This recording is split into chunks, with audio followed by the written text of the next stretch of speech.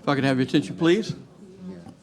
I'd like to welcome you to our council meeting this October the 14th, 2021. In the interest of time efficiency and ensuring that everyone who wishes to address the council is given the opportunity to do so, the following will apply to all comments made by the public.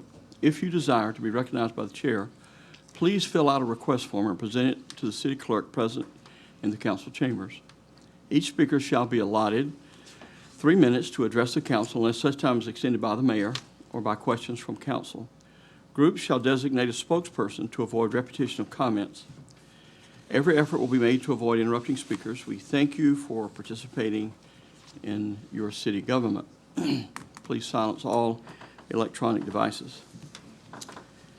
At this time, could we all please stand together for the invocation that will be brought by Bishop Sam Haught from the Church of Jesus Christ of Latter-day Saints. Good to have you here, Sam.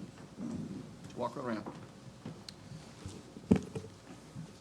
Our Father in heaven, we bow our heads before you this evening in gratitude for all of our many blessings. We're thankful for this country we have to live in, this beautiful city.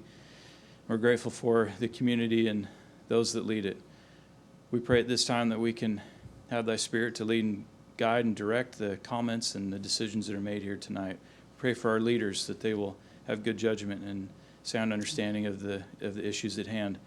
We pray for our armed forces, the first responders, and those in the medical profession that keep us safe and keep us healthy. And we especially pray for our youth in our community and for our families and individuals that they will be uplifted and receive the help that they need. Those that are struggling will be protected and helped. And we pray that thou will please bless us with safety this evening. We're grateful for thy Son and for his sacrifice for us. And we say these things in the name of Jesus Christ. Amen. Please remain standing for the Pledge of Allegiance. I pledge allegiance to the flag of the United States of America and to the republic for which it stands, one nation, under God, indivisible, with liberty and justice for all. Thank you. You may be seated. Madam Clerk, will you please call the roll? Mayor Blackwell? Here. Deputy Mayor Trace?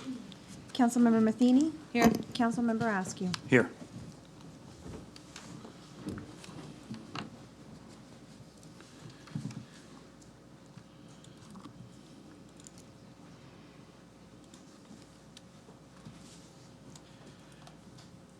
We're moving up the proclamation and recognition of National Community Planning Month. I'd like to ask Veronica Miller and the Community Development Department if you guys would please step forward.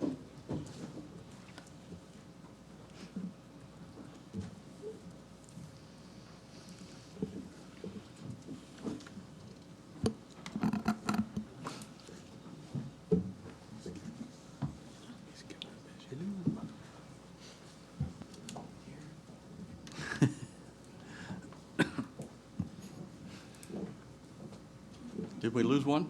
We did. She's running. She's outside talking to her. Okay. Whereas change is constant and affects all cities, towns, suburbs, counties, boroughs, townships, rural areas, and other places. And whereas community planning and planners can help manage this change in a way that provides better choices for how people work, live, and play. And whereas community planning provides an opportunity for all residents to be equally and meaningfully involved in making choices that determine the shared vision of their neighborhoods. And whereas the full benefits of planning come through public officials and citizens who understand, support, and demand excellence in planning and plan implementation. And whereas the month of October is designated as National Community Planning Month throughout the United States of America and its territories. And whereas members of the American Planning Association and its professional institute, the American Institute of Certified Planners, celebrate National Community Planning Month to highlight the value that sound planning and plan implementation make to the quality of our communities. And whereas National Community Planning Month is an opportunity to recognize the city's planning commissions and professionals whose efforts improve the lives of all citizens. Now, therefore, I, Nathan Blackwell, Mayor of the City of St. Cloud, Florida, do hereby proclaim October 2021 as National Community Planning Month. And we would just want to say thank you for all of the hard work this entire department does. And Veronica, you've been leading the charge, or Melissa? Both of you guys. Step forward and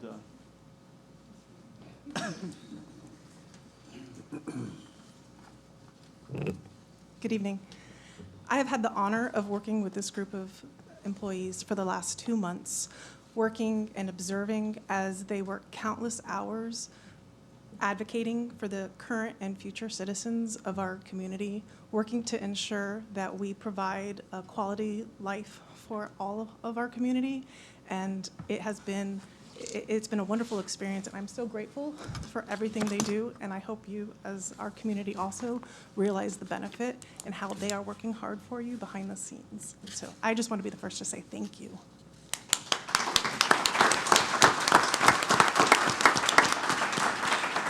And let's take a picture.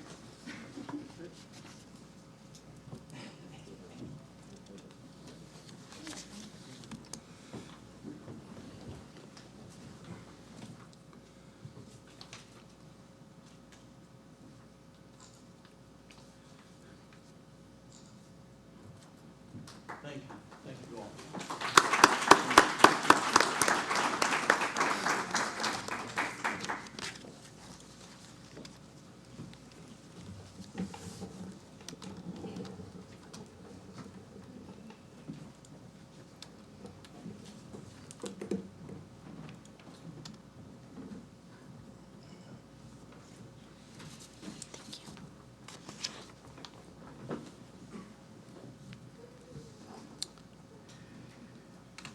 At this time, we'll have a presentation by the Osceola Legislative Effort, and we invite John Newstreet. Welcome. It's good to have you here. Good evening, Mayor and Council. I'm glad they turned the podium around. I thought you had figured it out and got my better side, but good to see you and good to be with you tonight. It's just a brief, you probably have a long evening ahead of you, so I'll be brief. The Osceola Legislative Effort has been around since 2001. I usually bring the rap sheet of successes we've had over that time, which far exceeds as an ROI the investment over time.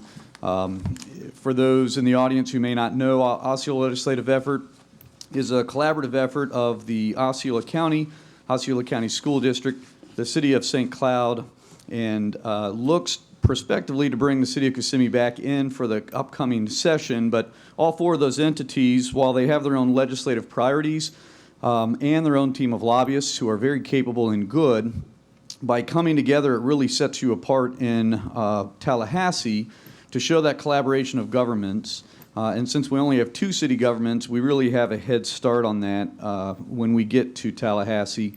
And so it allows our delegation, our state delegation, which currently sits at 4 members out of 160 members, to really cover a lot more ground a lot faster during the limited 60-day session they have. So over that time, for the last 20 years, we have had great success. In the last few years, we've had 3 state lobbyists work on those issues.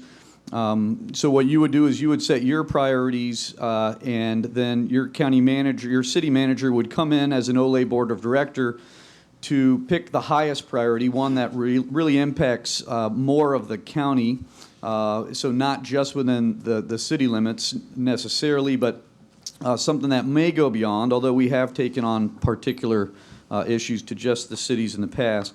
But that's where the OLE team adds muscle. So we work with your set lobbyists and the same for the other entities to open those doors, to try to cross the finish line to get those major projects done, because sometimes they do get hung up. And so last year with the pandemic, that really came to a head where access was limited, funds in the prospective budget were limited, and so they really got to work to really protect home rule, to find victories where we could. In coming out of the pandemic and looking at the growth in Osceola County and the needs of those entities, we are looking at a shift. So I do not stand in front of you tonight to say these are the OLE priorities, because I will reconvene that board October 26th to have those priorities set, so you still can speak to your manager about what you really want him to come into that room.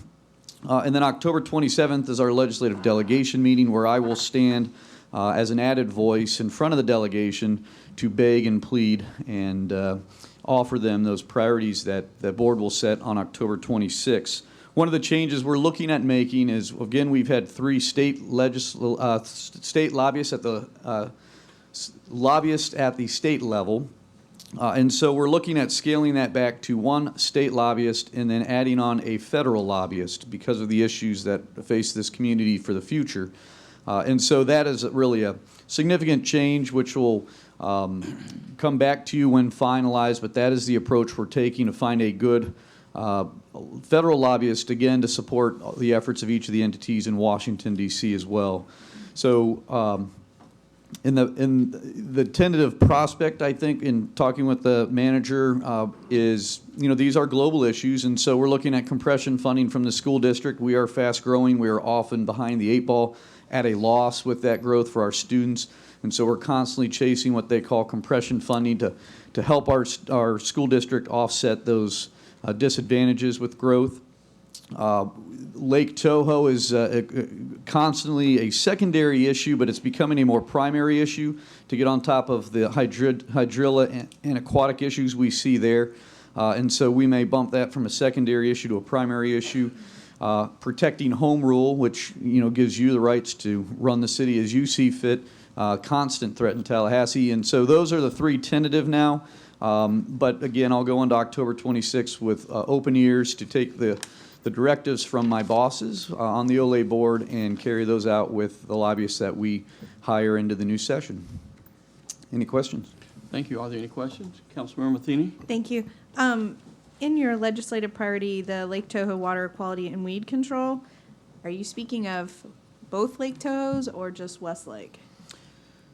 So the preliminary conversation, on my impression, is West Lake Toho, where it's really crowding out some of the economic activity that's there and some of the quality of life that sits there. I mean, because when I look at the priorities, I mean, of course, protecting home rule, that helps the city of St. Cloud, but there's really not a city of St. Cloud priority in here. I would like it to be East and West Lake Toho, because we have our own water quality issues and things in East Lake. So I don't know what the other council members feel about that. And that may already be set. Usually I go after Chris Carmody. He makes me look a lot smarter because I don't have to talk as much. So hopefully he comes up here next. But that is a dedicated state budget line, and we have been fed off of that. So I don't think it's isolated to West Lake Toho. I don't know if that issue exists in East Lake Toho, but there is a fight between the state and the county about jurisdiction in the West Lake. So I know that we definitely want to address that issue. It's not to say those funds and that effort doesn't translate to East Lake Toho as well. I think you have a consensus. We'd certainly appreciate that kept in your mind. Any other questions from council? AWS, alternative water source, is always something that, we have a big ticket item coming up with Cypress Lake. It's always nice to try to get funding for that. I think I saw that listed as a potential federal issue as well. So, yes. All right.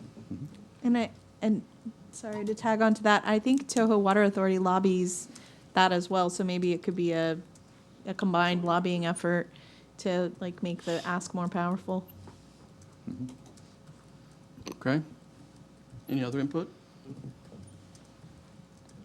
Well, thank you, Mr. Newstreet. Thank you. Newstreet, we appreciate all the work that you do, All right.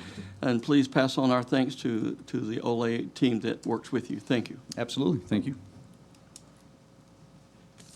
At this time, we have a presentation by our city lobbyist, both state and federal. Chris Carmody, would you like to begin?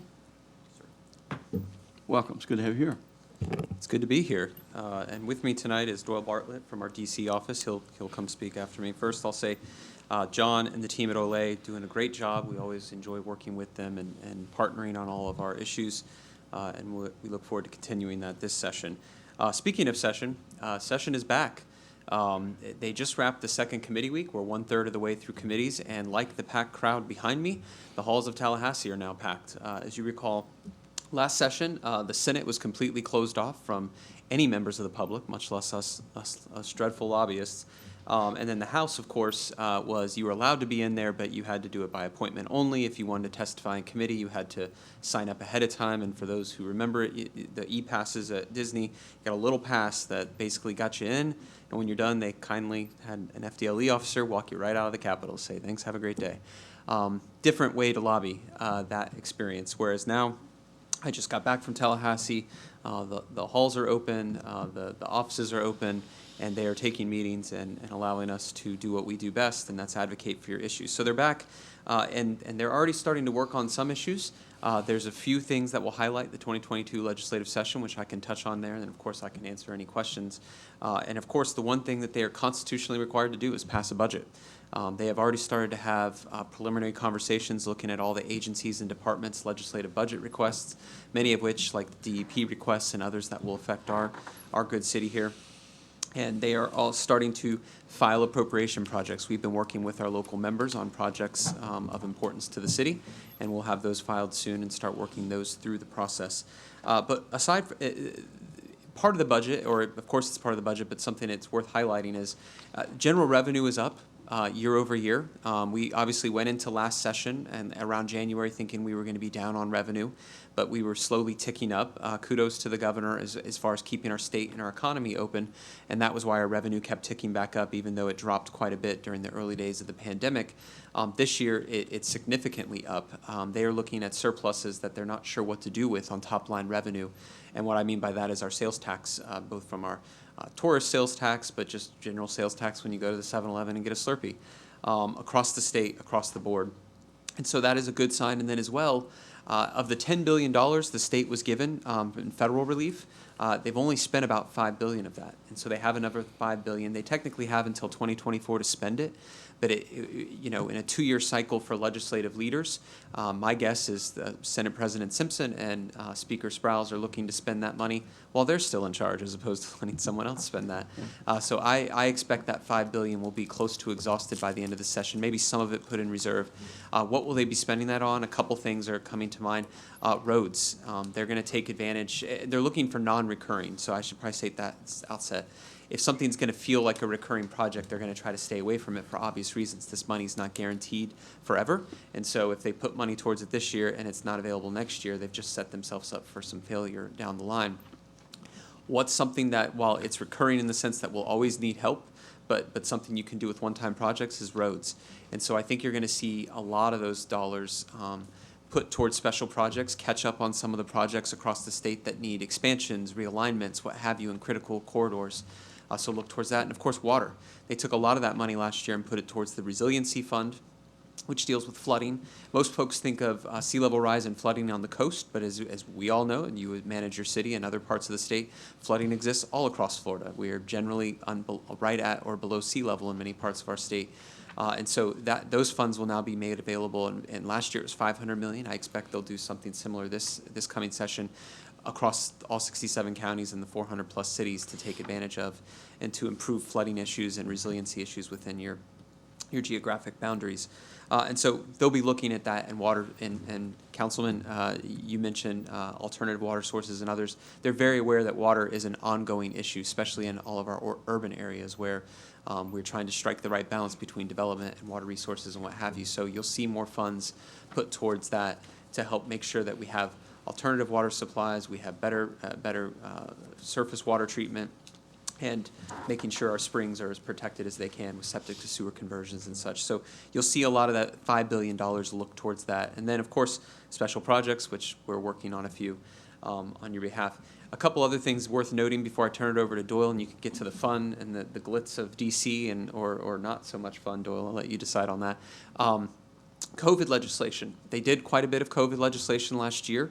As you could see, some of that legislation probably could have been better written as far as what the intent is, and that's why they're in court over masks, no masks, vaccine passports, no passports, what have you, vaccine mandates. All these things are leading to litigation, and not that they drafted it poorly, but when you're trying to build the plane while you're flying it in the middle of session, it's hard to do, and that's what that was. I think if you asked them what they had in mind, a lot of the stuff like vaccine mandates and such, they would have forbidden, but they didn't, and so now we have some of the issues that are taking place in the courts.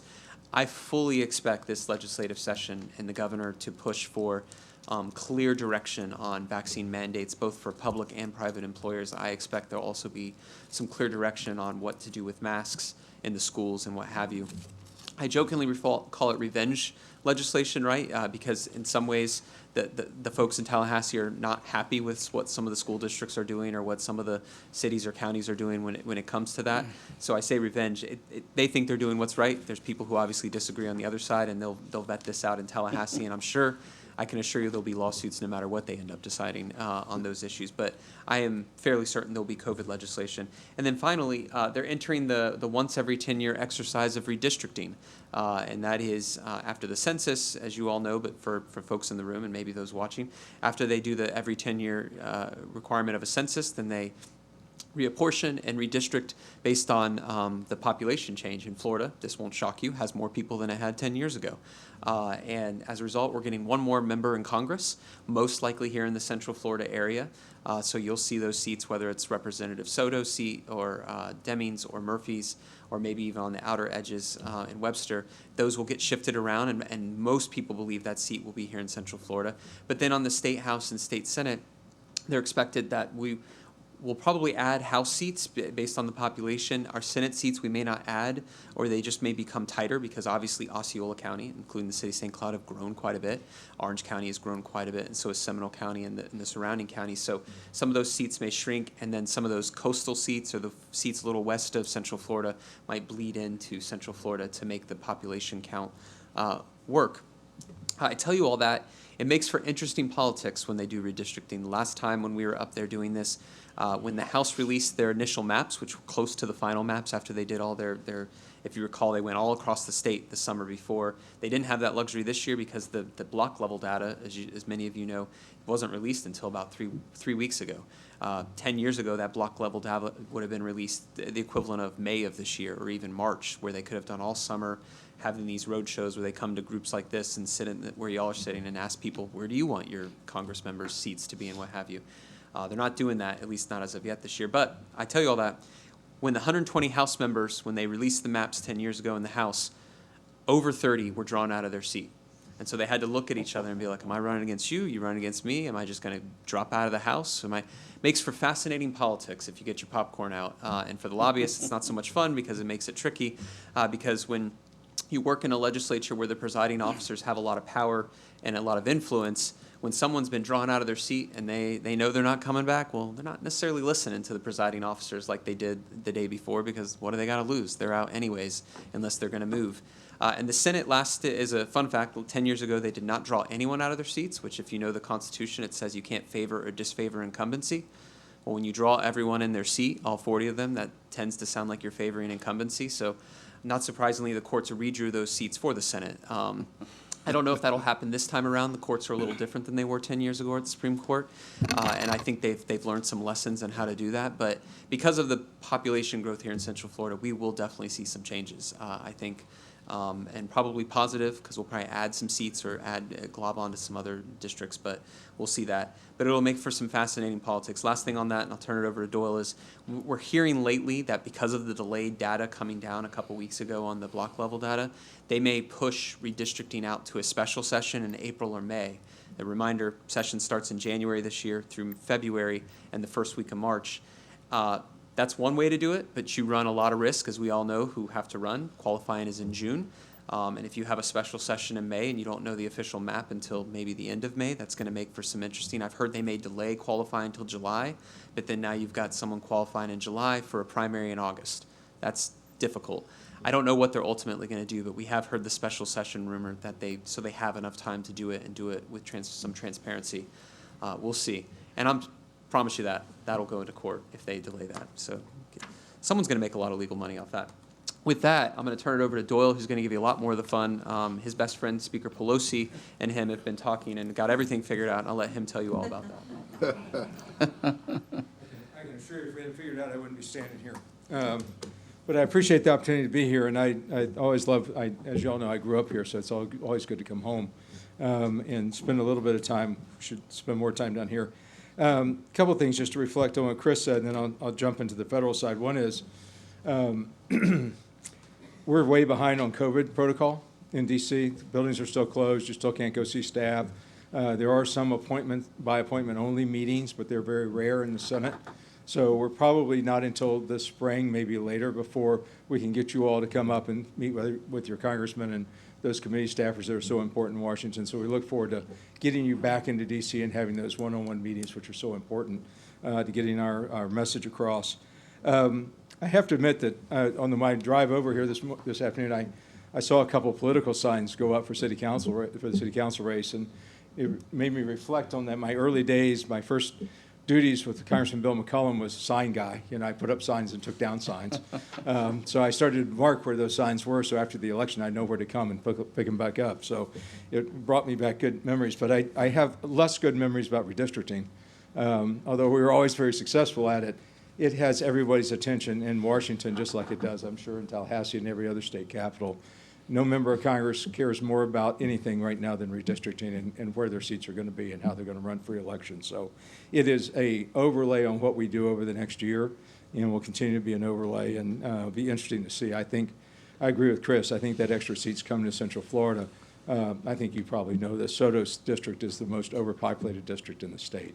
So his district's going to shrink, and hopefully he's been a phenomenal congressman for this city and for this area. So hopefully we will continue to be in Congressman Soto's district. And we'll leave that to Chris to make sure that happens.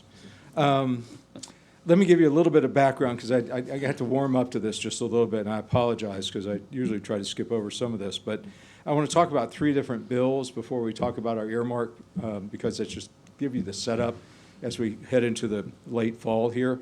First is the infrastructure bill. I think everybody is aware, or should be aware from the news.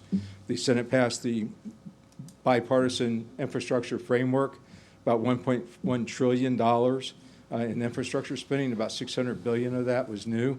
And I will also say at the outset is we're all learning to talk in trillions now. We used to talk in billions. Now it's all trillions. So it's a little hard for me. So if I slip into a billion, just throw something at me. I'll go back. But it's about $600 billion in new spending on the top of the reauthorization of the current funding, a lot in the water area. So once that bill works its way through Congress, we'll talk about that process in a minute, we need to be looking for grant opportunities in that area. And I think a lot of what I'm going to talk about is looking forward into grant opportunities as we go down the road. It passed the Senate on a bipartisan basis, 69 votes, got a lot of Republican support. It is hung up in the House. It's gotten caught up in this whole question with the Build Back America, Build Back Better plan, which is the reconciliation tax package, and also a little bit with what's going to go on at the end of the year with the debt ceiling. So although it's a very popular bill, it's a bipartisan bill, it's now kind of stuck in the process. The second bill, which I just mentioned, is the Build Back Better plan, which is President Biden's budget plan. It originally started out as a $6 trillion plan.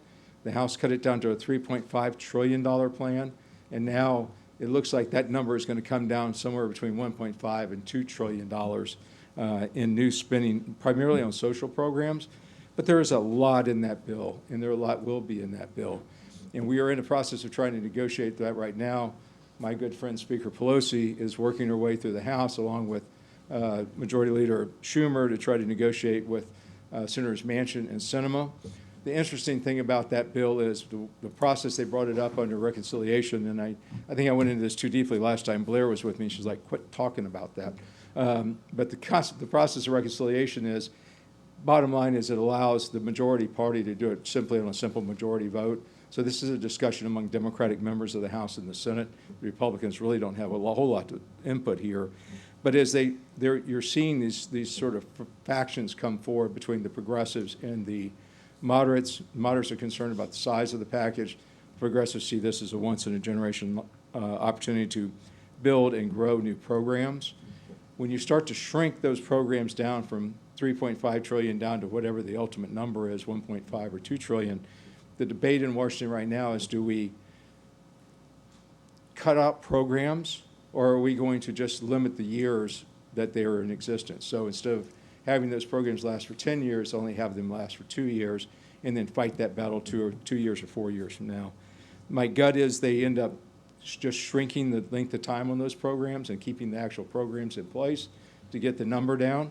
And it's going to make it very difficult down the road for our future congressmen to look around and vote against free community college or free pre-K for 3 and 4-year-olds when it comes up in 2 or 4 years. So I think you shrink that package down to about 1.5 trillion.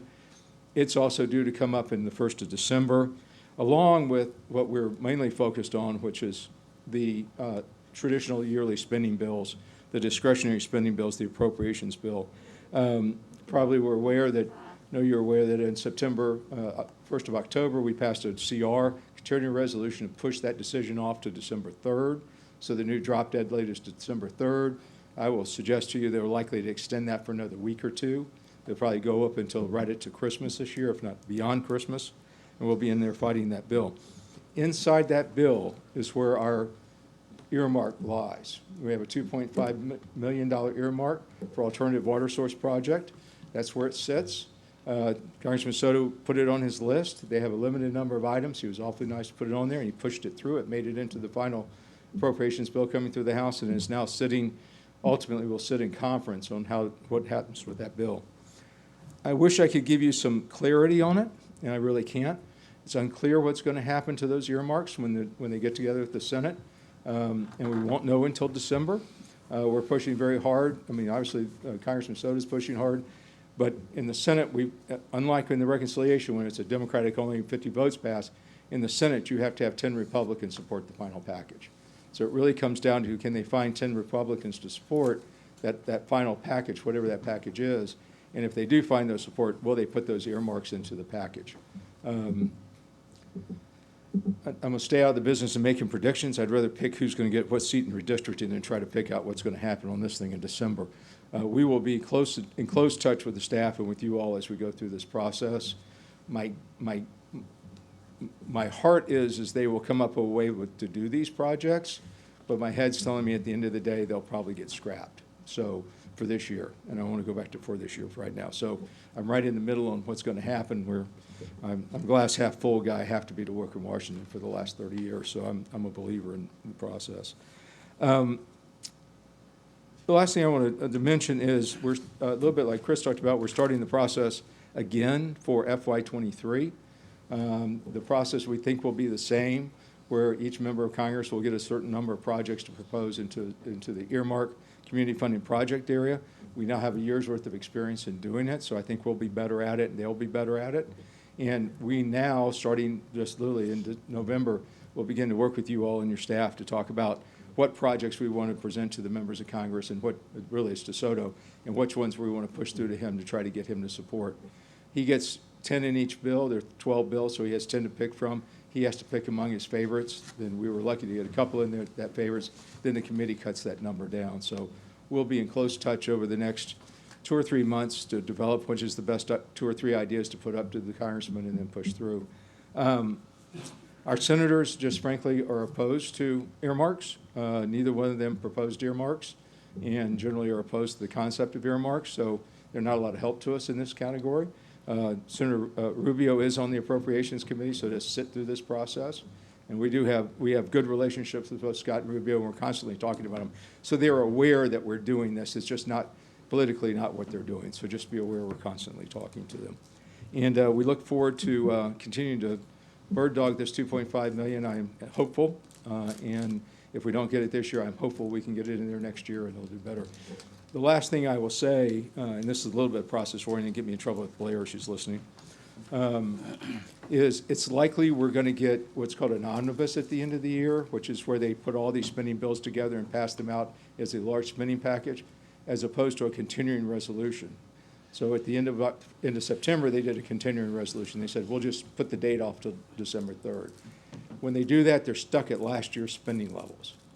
If they do that again in December, they'll probably have to do it till the end of the year, and that leaves them at the spending levels that were left to them by the Trump administration.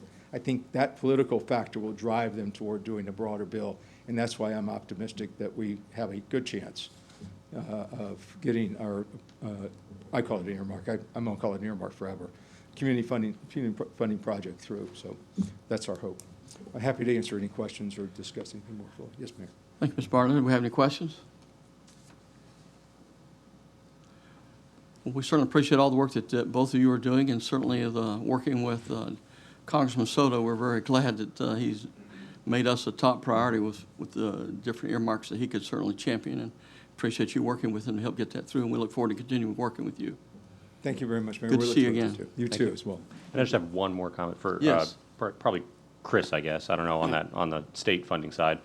We do have a fire station we're about to rebuild and 2 new ones we're going to build in the next 5 years. So I didn't know if that was something, a one-time item that public safety. I don't know Yeah, how this House and Senate feels about it. It is, and although I will say, anecdotally speaking, with Budget Chair in the Senate, Kelly Stargell, she whenever she hears fire station, she says, "So these cities and counties can't make the one critical thing." Yeah. That being said, the ones I was happened to be speaking with her about, she didn't say no either. So I would say if we have one of those, let's kick the tires on it, because it is one-time funding, and that was kind of my final pitch to her. Is like, right. Also, it's one-time funding, so can we talk about? I mean, you know, we got to pivot where we can. So I think we should definitely look at that. There's a trust fund that funds through that, and so typically the high end of any kind of project, whether it's equipment upgrades or new fire stations or vehicles, 1 million is about your top line you're going to get. I think last year the highest funded project in that line item was about 1.1. The rest were in the 5 to 6 range, 500, 600,000. But you know, this city, of all cities in Central Florida, has been experiencing a lot of growth. There's more coming, and so we have a case to be made of how, you know, despite maybe, yes, fire stations like a police station should be one of your critical assets that you put in your budget, some of these things are just outpacing us, right? And if we want to be ready for the growth that's coming and ready for the needs that we have, this is an opportunity for us to get ahead of the curve, which is what would be my pitch. And we did have Mutter Road at one point funded and then line item vetoed, so I don't know if we can get that back in or any other road projects we have going on. We can certainly look at Mutter Road, and this may be the year to go look for that. We'll work with Bill on this. I would say on Mutter Road or any kind of DOT project, the one thing you run into with that is DOT, they very much protect their budget, their silo, and they don't like those one-off projects because effectively what happens when you fund, it's not impossible, but when you, like for example, Mutter Road, if you get that, say it's $1 million, that's $1 million that comes out of the work plan for District 5. That, like, so if they, let's throw a number out there, $100 million is in the work plan for this coming year. Well, now it's $99 million for all the other all the other projects in the work plan. And if it's vetoed, it's still $99 million, and they can't use it at all because it reverts to general revenue. So they get really careful about any of those projects getting in there.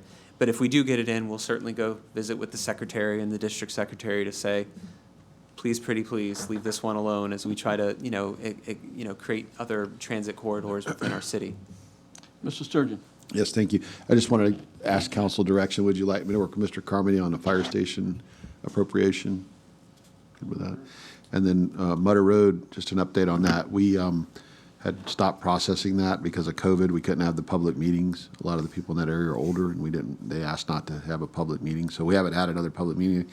If you'd like me to go back and look at Mutter Road again, I have to go pull the records and read it again. I don't recall all the information. I mean, it's probably our closest to shovel ready. I know we just funded the PD&E on Canoe Creek. That's, 5 years from now kind of coming to fruition, so. Now, I did, if I may, Mayor, I mentioned at the start that DOT and the state legislature are going to be looking to put a lot of those federal dollars towards roads and enhancing our infrastructure. One thought could be to look at the unique qualifications of Mutter Road, which I'm certain other projects across the state would also fit, and work with the legislature for additional funds handed to DOT that could go towards projects that check off a certain number of boxes, which, oh, by the way, happen to be the boxes that match Mutter Road. So it's not a guarantee allocation towards this, but it would certainly put us in a better position to go to DOT and say, hey, the state handed you $30 million for special projects that meet X, Y, and Z, and A, B, and C beyond that. Ours is one of them. We'd like to be first in line to get some of those dollars. We're looking at that on a couple other projects, because otherwise it has to be a special project, which would then go in the FDOT line item, which would then be essentially robbing Peter to pay Paul in their line item. But if they take of the $5 billion of federal dollars and set aside 100, 200, 300 million for various different projects for different criteria, that's different. It wouldn't come out of their budget. It would be special projects, almost like grants that they can distribute. So it's certainly worth looking into, but roads are just always tricky. Yeah. Well, and I trust you and Bill to be able to work through that and fit things in the right box that they're looking for. Councilmember Matheny. Thank you.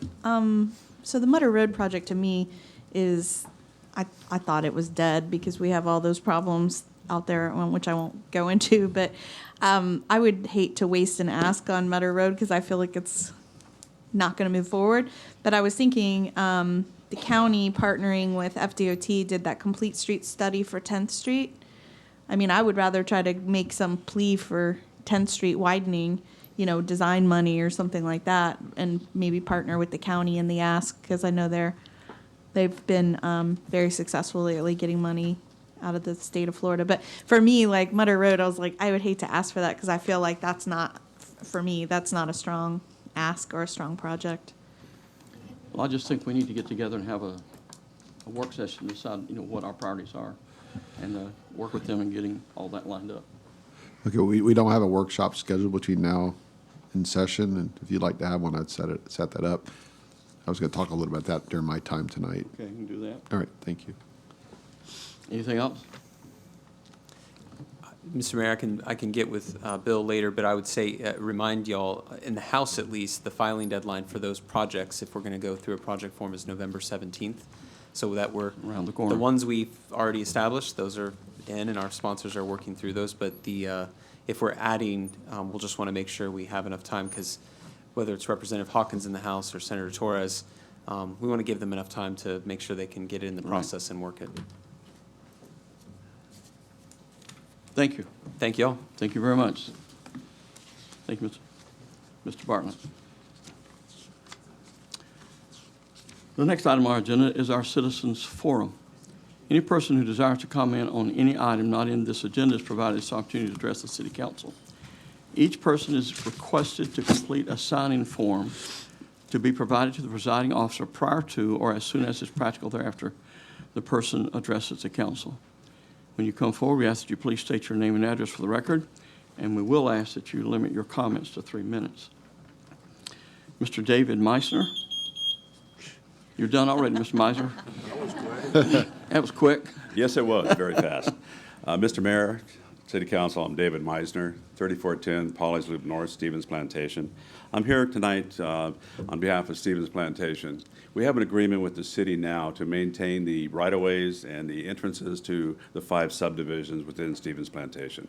We're going to request that this agreement be amended to include video camera poles installed in each subdivision. As a way of background, the police department approached us about 6 months ago and asked us if we would consider video cameras to cut down on the crime rate in Stevens Plantation. The attorneys have looked at this for privacy and legal issues. We believe we've worked that out, and we will be coming to the council very shortly with an amendment to our current agreement. And the second issue I have is I want to voice support for the police and fire departments here in St. Cloud. I hope that you will find the money to adequately compensate and provide the benefits they need to stay competitive with the surrounding agencies in Central Florida. If you don't, you're going to have problems with recruitment and retention of your current quality staff. So I take you, ensure, please look at that and come up with the funding for our police and fire, besides just the public safety building and the fire stations. Thank you. Thank you. Mr. Manzares. And just to clarify on the first question, Mr. Miser's first question with regard to the Stevens Plantation and that agreement, the agreement does not have to be amended. We've already contacted the current attorney for the Stevens Plantation Community Development District. They've been provided the information to apply for what's referred to as a right-of-way utilization permit, and the Public Works folks will be working with them when they make it, but it will not have to come back to the City Council for amendment of that agreement. They'll be able to get a staff-issued permit for it. Thank you very much. Would anyone else like to speak during the Citizens Forum? If not, we move on to our consent agenda. Oh, I'm sorry. Please step forward.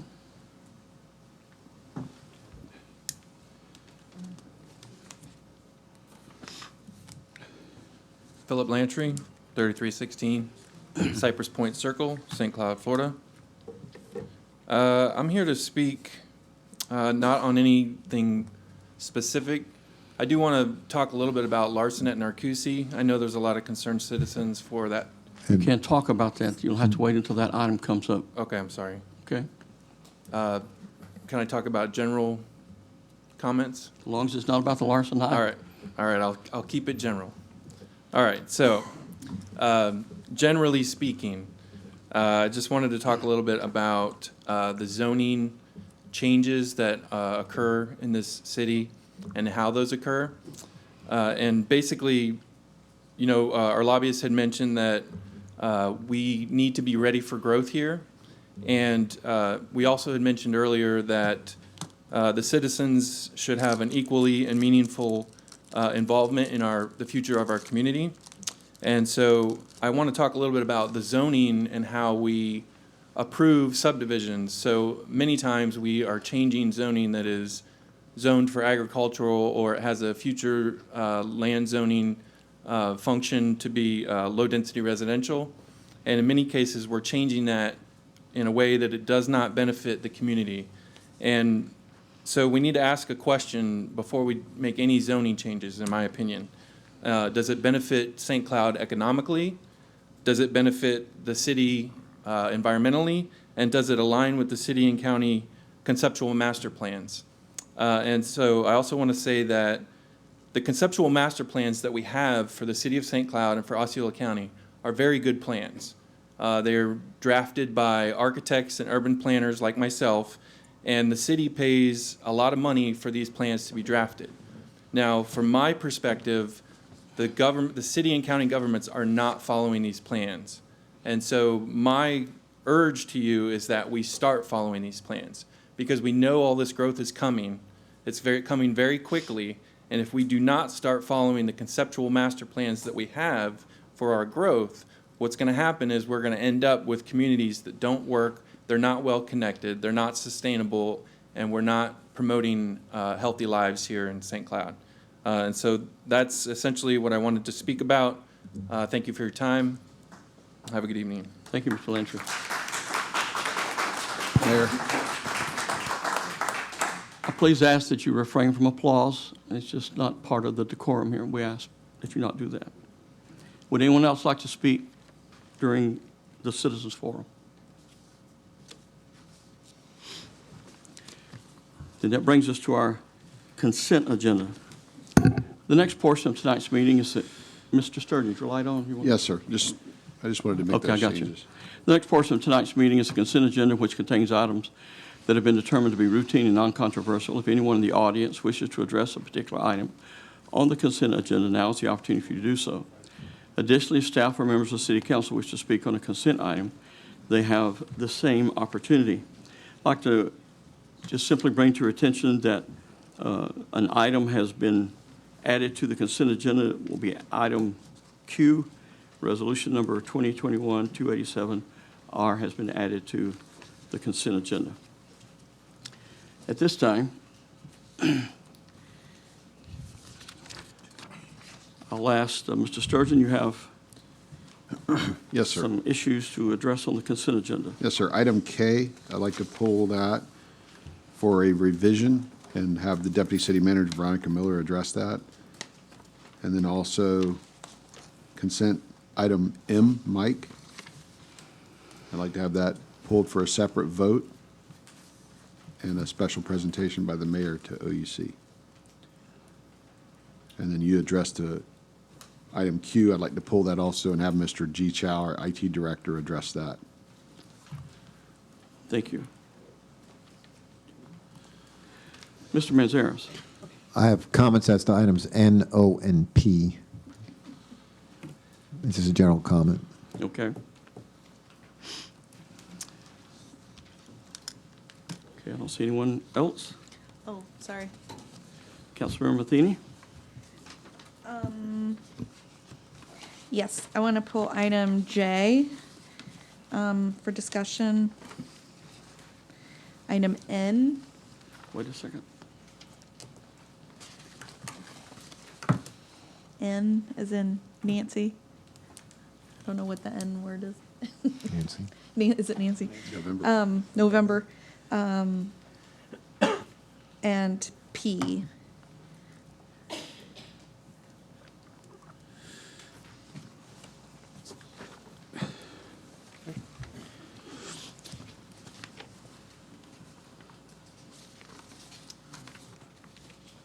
Okay, that's the first item. Is item J. Yeah, so during my agenda review, I was asking the question about this item, and so as you recall in it, that KUA is going to be collecting, and I'm going to let Mr. Manzares explains it a lot more eloquently than I do, but I just said, well, 25%, they're going to take 25% of the money. That seems like a lot because they're already billing and printing and mailing and collecting. 25% seems like a lot. So I asked the question, what is 25%? Like, what does that dollar amount equate to? And how much does it actually cost KUA to collect these funds for us? And then when Mr. Manzares explained, like, why they're collecting the funds, it's basically so they can do their own business. It just seemed like maybe 25% was too much. And I don't think I saw an email back to me with that data. You have it? I do. May I, Mayor? Yes, you may. So we'll talk about the amounts first. The amount that would be collected right now is $17,000 annualized on 260 accounts within St. Cloud city limits. That's the 75% of that is $12,750. The remaining $4,500 is actually collected, or $4,250, I'm sorry, is collected by the city of Kissimmee. I'd like to ask Mr. Steigerwald if they'd waive that as a courtesy to our government. I was going to contact him tomorrow and ask for that. Well, I don't think you have any objections from them. Yeah, I just didn't really know based on the agenda item, like what order of magnitude we were talking about. And, I didn't want to give away $100,000 for them to collect money from, so I would like to see if we could pursue maybe adjusting that percentage or putting an actual dollar amount to it.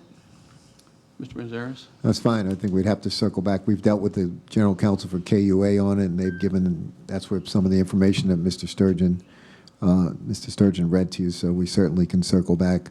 We did one issue that we were not aware of, that actually is a collection amount that is distributed to the city of Kissimmee. I think Mr. Sturgeon's plan to go back to the city of Kissimmee, because they're the ultimate benefactors of those funds, is probably the best course to deal with it. So do we pull this item and you'll bring it back at a later date? That's Yes. Is that correct? Yes. All right.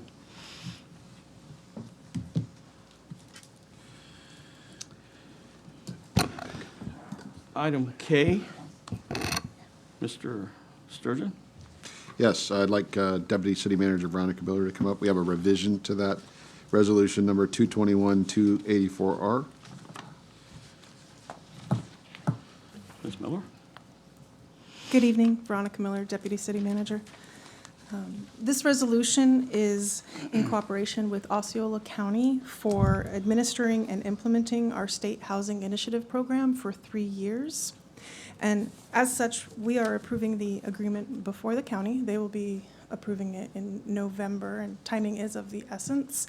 And the version that you received in the packet actually changed, minor and significant changes since we uploaded it to the packet.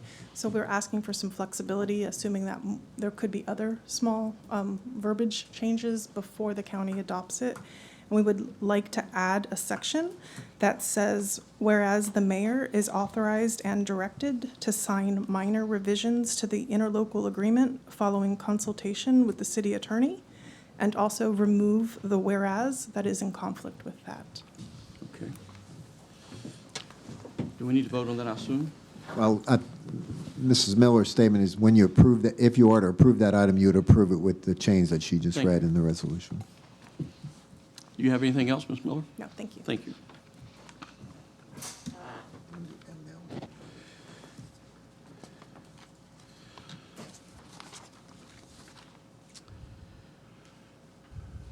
Brings us down to the next item that has been pulled, item M. Mayor, would you like to wait to the end of the consent agenda to address that? That will be fine. Thank you, sir. Then November. brings us down to item, have I skipped one? Nope, N. Help me out here, Mr. Askew. November.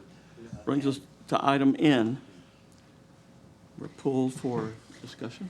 Yes. So as you recall, the last time Tahokwa items came up before us, I said I wasn't going to approve any more items for Chahoqua moving forward until the drainage issues were addressed out at the property. So I don't know if we have our Public Works Director here.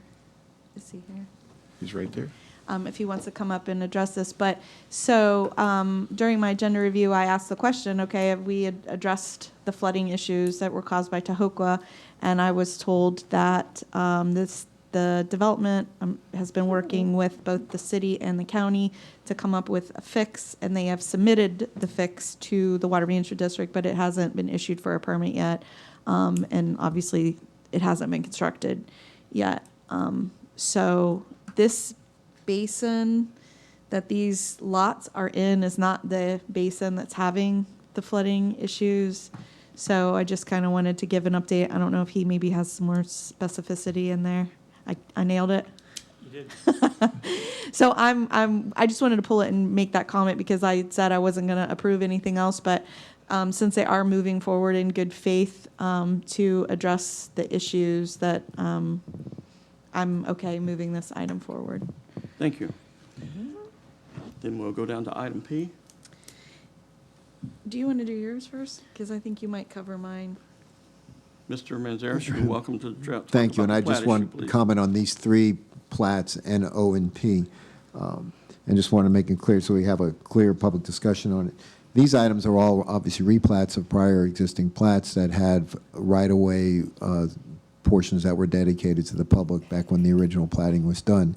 The process before you is essentially a new plat that would be, if approved, and it's before you because the current final plats are consistent with the preliminary plats that were approved, and the city staff has signed off on them, so they're ready to move forward.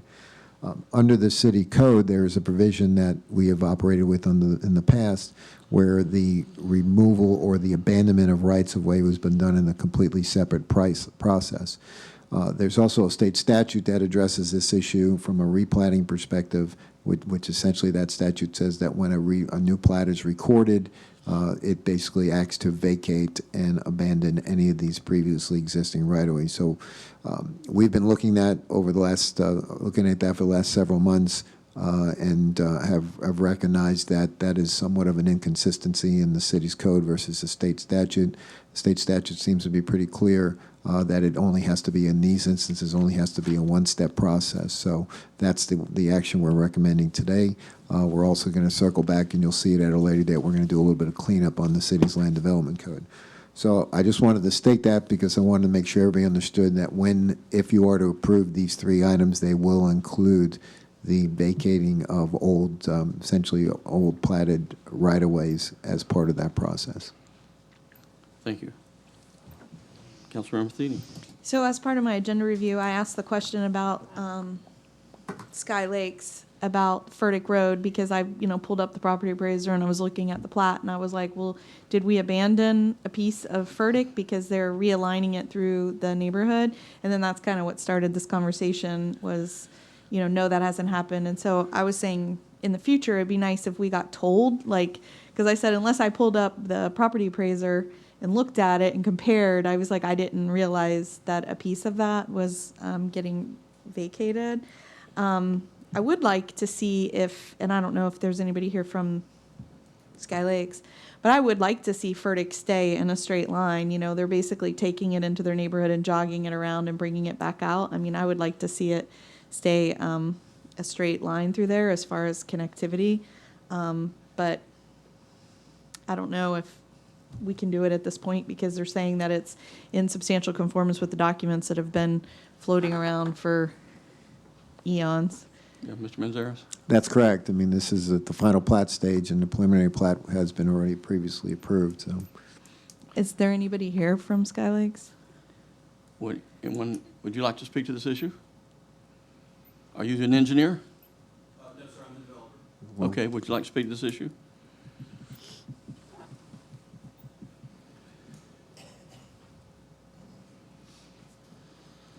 Good evening, members of the council. I'm Neil Klaproth with American Homes for Rent. We're the developer for Sky Lakes. As I understand it, your concern is with continuity. Furtick Road, there's no existing road going into the neighborhood, but there is a connection point within the existing infrastructure. The property's paved. So all of the existing infrastructure's been installed, the roads are paved, all the infrastructure's in place. There's also an exit point on the west side of the property that connects with the Faraday line. So all that really happens is there's a slight dip to the south. However, like I said, those roads are already in based on the previous plat and all the approved engineering. We are also providing Sky Lakes Drive, which will connect Missouri to Michigan Avenue, which I think was the original intent of Faraday, which is also paved primarily and based and curbed out on the west side. So that should meet the need as far as providing connectivity through the neighborhood between Missouri and Michigan. I don't know if there was an additional concern that Councilmember Matheny had. Sounds like it's too late. Does. But what I want to make sure we note is giving staff the ability to make sure that those connections happen in the future, not at the plat. I mean, it's kind of at the last minute, but at the site planning process. It is a connection. They maintain the connection from the existing Furtick Road, and then there's a platted right-of-way. So they did maintain the connection. They just added jogs in it. Yeah.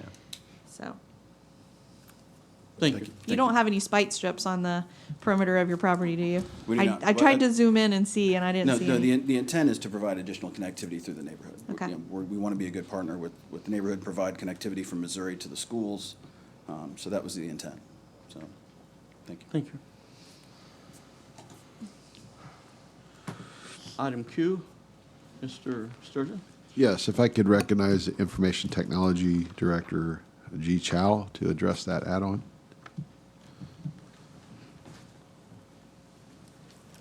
Good evening, Mr. Mayor, Deputy Mayor, and the rest of the council members.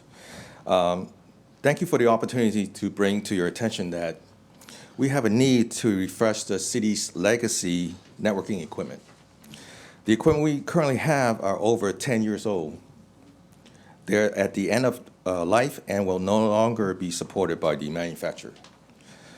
This add-on consent item will allow us to modernize the city's routers, switches, and increase our security posture for remote users with multi-factor authentication and DNS web services for 5 years to include the electronics, software licenses, and annual maintenance support. The cost is $215,000 per year for 5 years. The city was informed by Cisco Systems, the manufacturer of these products, that we will lose our discounted price quote that is currently more than 65% from list. And instead, we will incur an additional 7% price increase due to the global market of shortage of chips and supply chain issues if we do not purchase these items in October.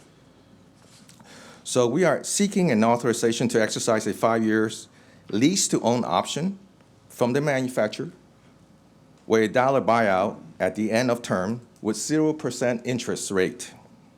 This allows the city to leverage our future value dollars and lower our overall costs for the next 5 years to modernize our computer network infrastructure and enhance the city's cybersecurity posture. And I have here behind me some of the IT team leaders along with the manufacturer from Cisco. If you have any questions, we'll be more than happy to answer. Are there any questions from council? Well, this is certainly a big, important item. It's a big ticket item, but I don't think we have any choice. This is certainly something you can't play with when it comes to your IT department, especially with aging equipment. Any other comment? Thank you. Thank you. That brings us back to item M.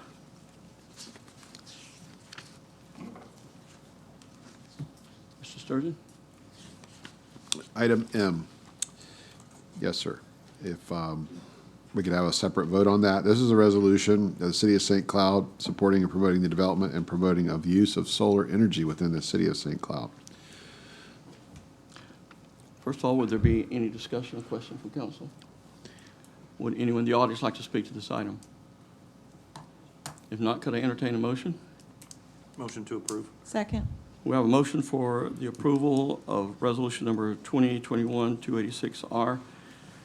The motion was made by Councilman Askew, second by Councilmember Matheny. Madam Clerk, please call the roll. Councilmember Matheny? Aye. Councilmember Askew? Aye. Deputy Mayor Trace? Aye. Mayor Blackwell? Aye. Motion carries 4-0.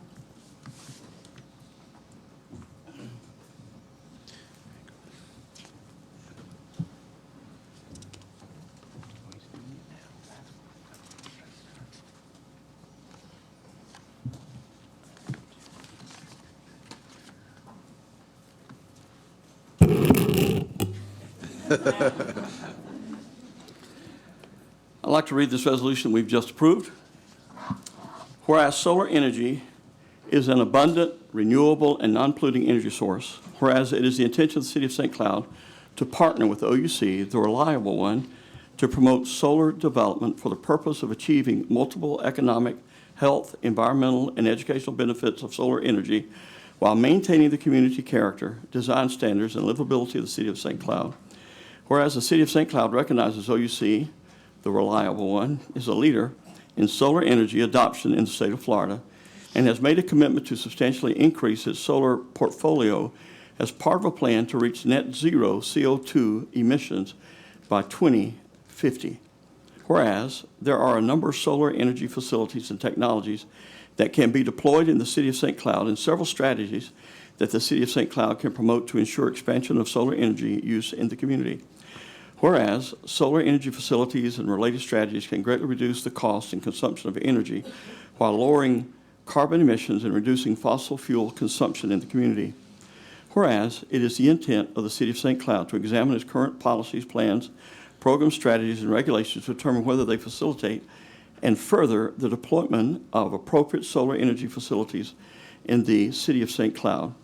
And whereas it is the intent of the City of St. Cloud to evaluate opportunities, conduct studies, and perform research with OUC to identify and implement solar energy use options for the City of St. Cloud facilities.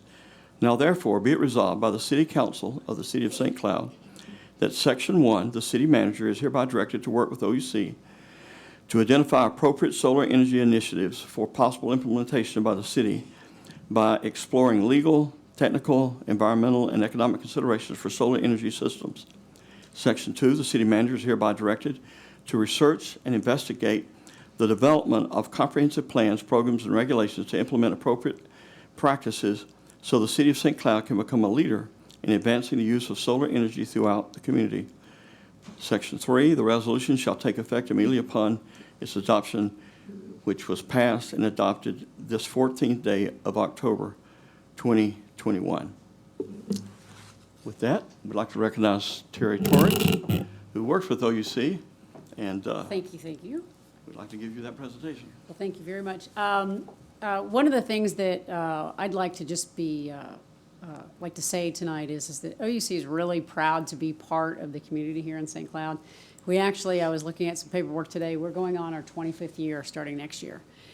This step forward with this proclamation and the resolution just takes the next step, moving OUC and the City of St. Cloud forward in our desire to have clean, green energy future. And so I'm here on behalf of OUC. I just want to say thank you to the community, to let you guys know that we're a part of this community. And I don't know if you know, but we're building a new facility here to support and continue this relationship on into the future. So I just want to say thank you to everybody. Thank you to Mayor, City Council, to all the citizens, and we're just very grateful for the relationship. Can we take a picture? Sure. We have to do one. Sean's doing one for me.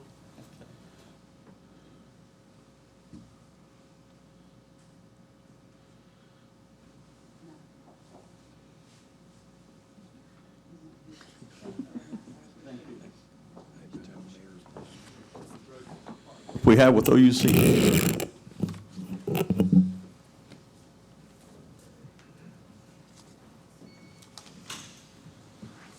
You're paparazzi now.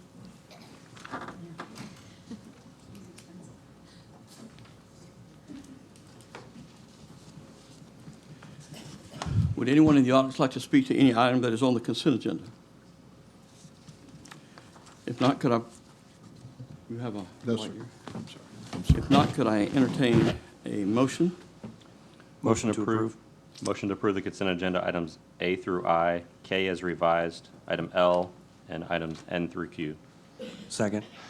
We have a motion from Councilmember Trace and a second from Councilmember Askew for the items as stated. Madam Clerk, will you please call the roll? Councilmember Askew. Aye. Deputy Mayor Trace. Aye. Councilmember Matheny. Aye. Mayor Blackwell. Aye. Motion carries 4-0.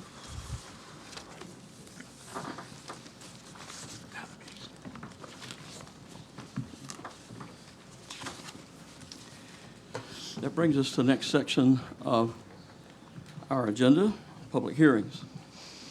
Madam Clerk, could you please read item number 1 and item number 2?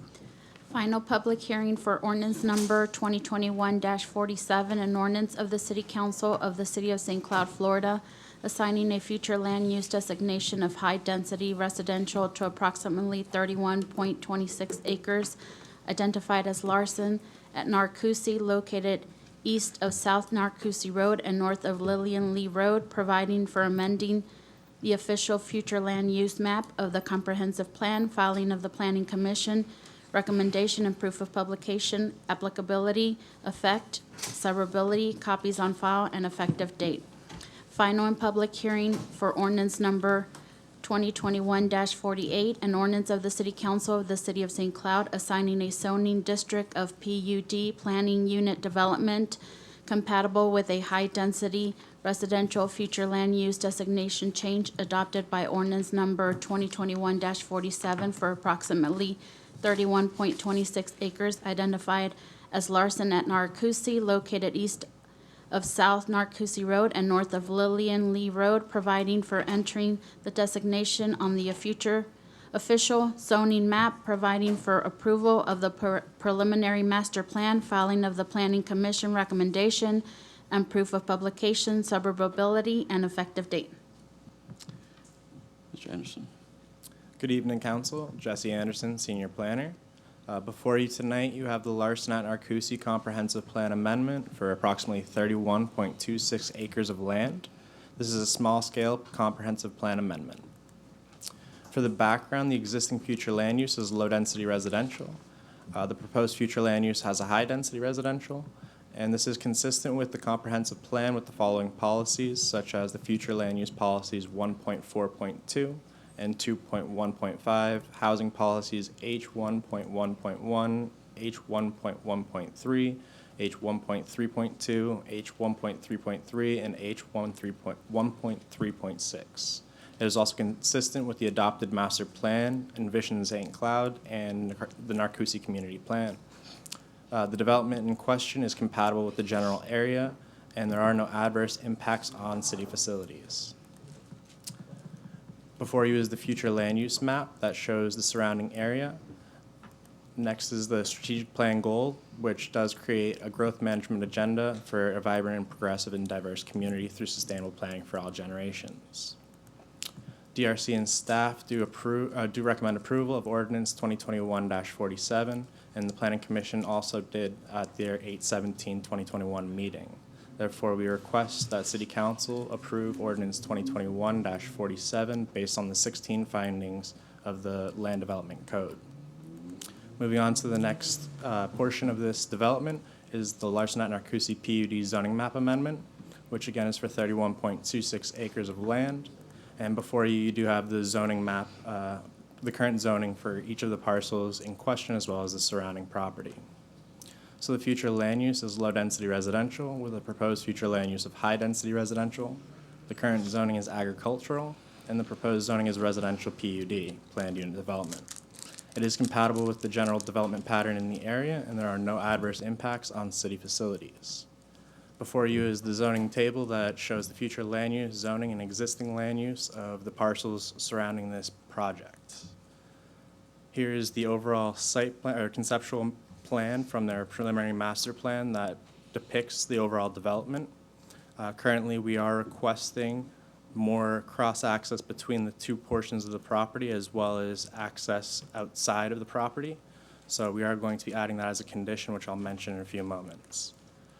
Overall, the PUD has actually responded to City Council's request from our last meeting. The original proposal density was at 14.76 dwelling units per acre. The updated proposed density has reduced to 13.94.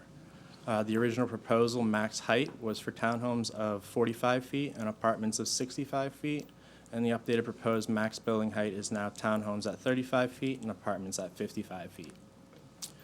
The planned unit development parking standard does deviate slightly from the Land Development Code, specifically in regard to the proposed multifamily parking. The requirement from City Code is 2.1 spaces per dwelling unit, and the proposed multifamily parking is 2.0. This is consistent with the strategic plan goal of growth management, And DRC and staff do recommend approval of ordinance number 2021-48 with conditions, and Planning Commission did so as well at their 8/17/2021 meeting. The requested action from City Council is approval of ordinance number 2021-48 with the following conditions.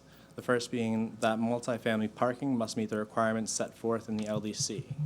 The second that we are bringing on tonight is that we request that City Council allow for the applicant and staff to work together to enhance the internal and external connectivity of this property with surrounding developments, as well as, of course, internal to the multifamily apartments as well as townhomes, so that we can proceed to the final master plan with a recommendation of more internal and external connectivity to benefit both the residents of the community as well as those outside of it.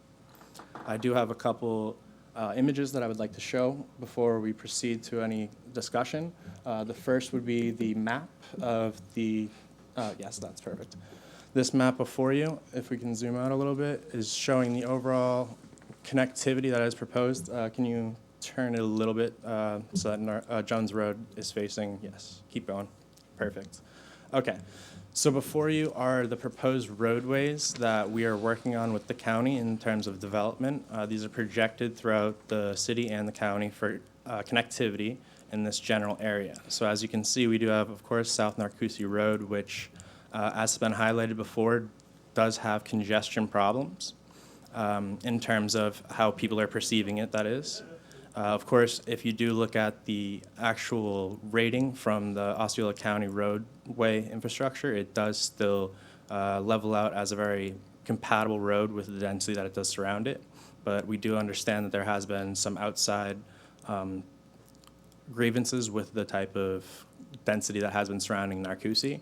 So we did want to highlight that there's expanded connectivity that is related to this parcel, these parcels in question, as well as the surrounding parcels that would relate to the growth in this area. Specifically, we are looking at now 3 north-south connectors. Actually, 4 are being proposed across this projection, so 3 additional to South Narcoossee. Let's see if this will work here. It is not going to highlight. But as you can see in the 3 green north-south connectors, those are going to be very instrumental in alleviating the actual capacity of South Narcoossee Road, which is going to be beneficial for the surrounding residents, both internal of this development and externally.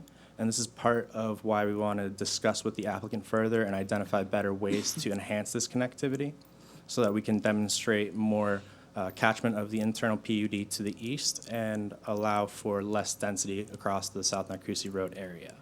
So we are hoping that this is an intent that's going to satisfy our land development code and our future land use element, specifically through the type of projected developments that we do have in the surrounding area. So as we went over in the last city council meeting, high-density residential areas are specifically supposed to be located along arterial roadways, and we are supposed to decrease in density from that point to the furthest extent away from that arterial road. In this situation here, I'm going to go back a few slides if I can. Oh, sorry, we're not on that. Thank you. You can switch that back over. I apologize. Okay. So the Larson at Narcoossee property, to the east of it, there are 2 proposed developments that are going to further enhance this connectivity over to that eastern corridor that's going to go north-south. And specifically, it's going to, one is proposed as a medium density, which is the property that abuts Larson at Narcoossee, with a lower density going further to the east. So it is in line with the projections that we're looking for the type of transition that we have away from an arterial road to more of the local roads in terms of how our density will decrease from the arterial to the local road. And again, we are looking to enhance the connectivity to the surrounding areas so that we can have some catchment to the east and alleviate that burden on Narcoossee, which this project will start to initiate some of that development of the alternative roadways. And staff is available for any questions, and so is the applicant. Is the applicant here? Would you like to speak?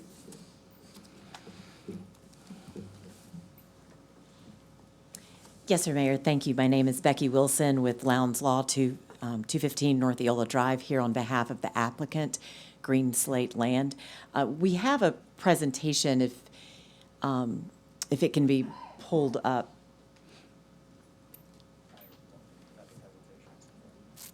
No, it was sent in a couple weeks ago. That's okay. Good news is you all have seen the presentation before last month. So let me just quickly talk about the changes between last month and this month to the proposed project. One of the concerns was density.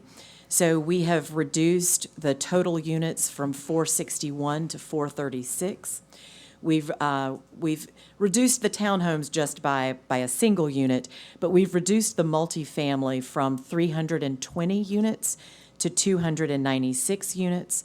One of the discussion points was height and compatibility with the height, and the neighbors, although about a football field distance between the single-family homes to our west and the proposed units, but we've reduced those heights on the townhomes from 45 feet to 35 feet, and we've reduced the multifamily height from 65 feet to 55 feet.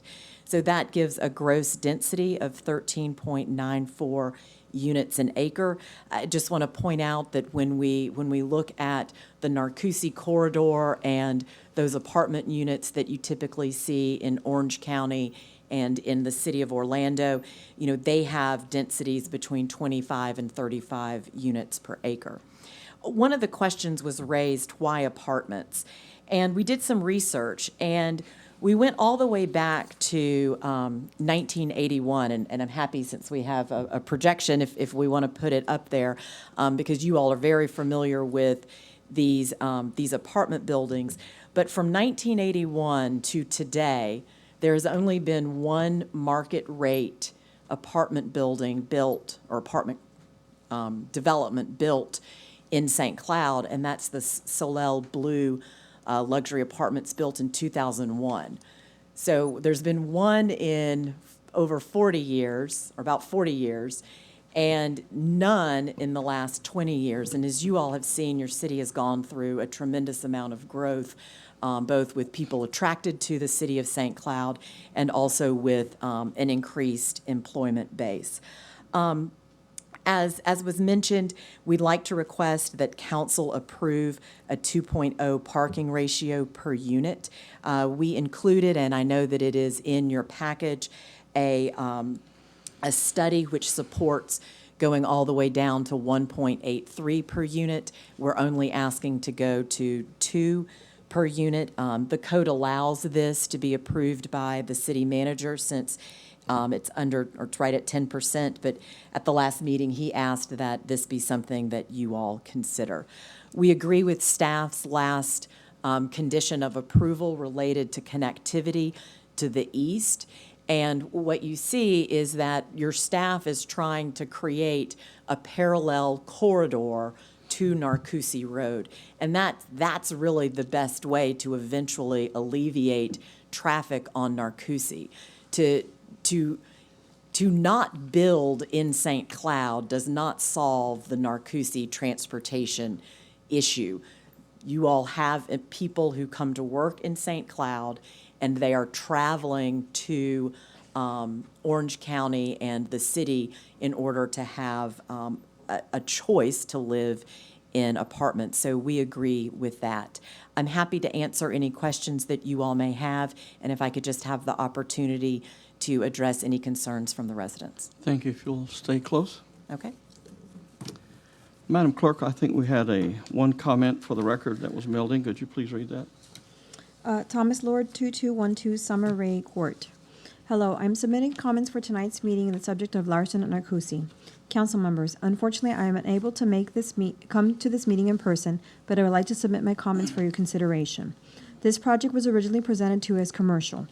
At no time did any of you tell the developer that you were not supportive of this project being commercial. The issue was just the size of the commercial that was proposed. Now the developer has come back to you with high-density residential only. As you know, this is not compatible with the surrounding areas, which is now low-density residential. The argument has been made in the last 2 council meetings that there is a need for affordable housing for young people in St. Cloud as a justification to approve this project. This project is not affordable housing for young people.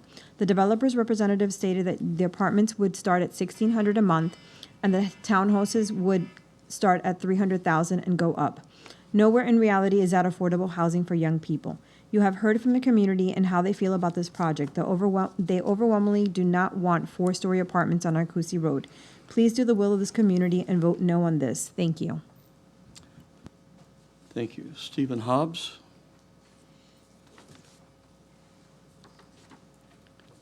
Please state your name and address for the record. Limit your comments to 3 minutes, please. Mr. Mayor, City Council, my name is Stephen Hobbs. I'm a resident at 1607 Snapper Street here in St. Cloud. That is in the Turtle Creek subdivision. My property backs up to Narcoossee Road. I would look directly over Narcoossee Road into those 4-story apartments. 4 years ago, when I purchased my home, had it built by D.R. Horton, I did research on that house. I went to the Planning and Zoning Commission and asked, what will be built over there? They said low-density residential. I said, fine. Eventually something will be built over there, and that's what I anticipated going over there when I bought my house. Now we come in 2021, this developer, who's also developed those apartments up in Lake Nona, the 4-story apartments in Lake Nona we all despise looking at as we drive by them, are now being planned to be built across the street from us. Me and my neighbors, the 585 single-family homeowners in Turtle Creek and the 120 townhome members do not want this development. They say they will stop at 3 buildings. Nowhere have I seen an apartment building development with 3 buildings in it. You look up at Lake Nona, they keep building and building and building more apartments. So when you build 3, they're going to be eventually building more. Yes, they come to a Zoom. We were on a Zoom call with them back, I believe, in April or May. We, the residents of our community, told the developer we did not want those 4-story apartments in our neighborhood. They were ignored. This building, when it's built, will be the tallest building in St. Cloud. Driving down Narcoossee Road, you're going to see the single-family home, single-family home, single-family home, single-family home. Then you're going to see a 4-story apartment building on the left-hand side. No street lights in front of it, but we'll have parking lights in the parking lot causing light pollution. All I have to think about is look at people in Fells Landing up there on Boggy Creek who did not stand up for what they want to see in their neighborhood. Now they got a high-rise building right up behind their houses. That's what I envision happening here in St. Cloud.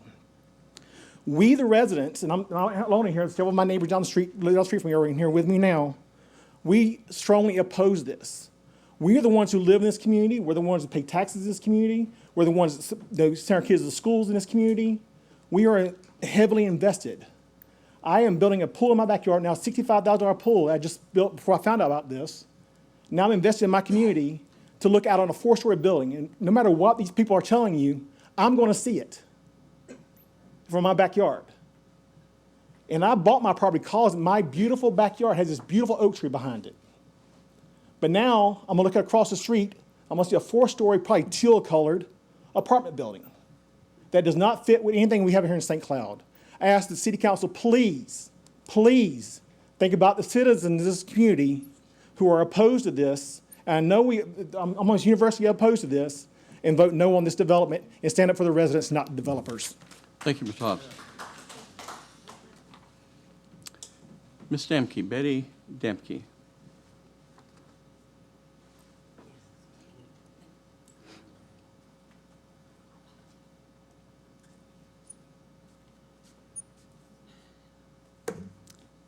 Betty Damke, 4776 Hidden Heights Trail, St. Cloud. You know who I am, and you know the group I represent. You had my email. You had hundreds of other emails and communications on this, every one of them 100% against this proposal. As this gentleman just stated, the main objection are the apartments. I'm not going to go into traffic. I'm not going to go into capacity for schools that are over or at capacity now, et cetera, et cetera. But I just want to make a couple points just to remind not only all of us, but the community and other people that are living. Let's talk about school impact fees. They might be connected here, right here in this proposal, but they do not necessarily stay in this community. They go county-wide on a necessity basis. There's only one school projected for this area in the school board's 5-year plan, and that's a K-8 that will be at Sunbridge at the end of Cyril's. No high school, nothing else. As for the need for apartments, let me remind you, just I think maybe a year, 16 months ago, you approved 800 apartments for Center Lake. Right now, there's 1,600 units going in at Harmony and a proposal for another 275 at Nova and 192. That does not include all the single-family residents that are going in. I took the time to go through and do some rough calculations on communities that are either being built right now or have been approved for near future. We're over 20,000 single-family homes going in the Narcoossee area road, probably within the next 2 to 3 years. Do the math. Think about the impact this is going to have. We do not need more apartments. We really don't need anything else in this area until the infrastructure comes in. And as to the proposed connector roads, right now they're lines on a map. They've been lines on a map for a long time, and they're going to be lines on a map for years, if not decades to come. So take that into effect. It's not an immediate remedy. It's simply a line on a piece of paper. If this property could remain low density with residential homes, I think the community would accept it. But apartments, absolutely no. Again, just take in what is already approved and under construction here. Where are we going to be in 2 years from now? Thank you, Ms. Damke. Kimberly Woodell.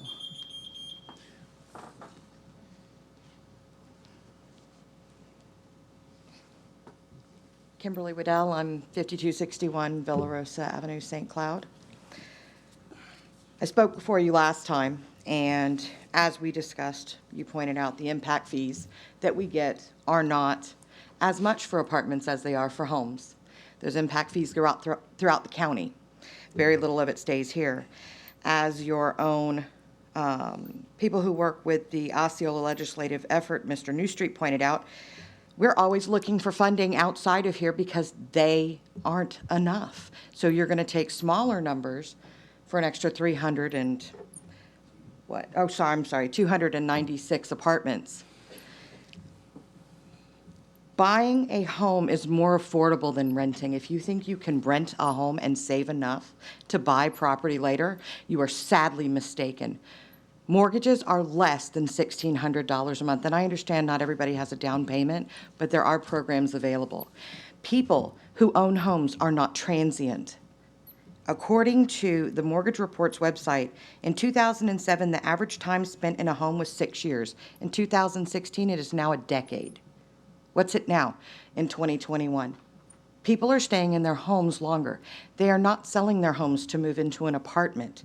They may, if they're in Orlando and want to live downtown and have amenities such as concierge service. That is not what they're offering here.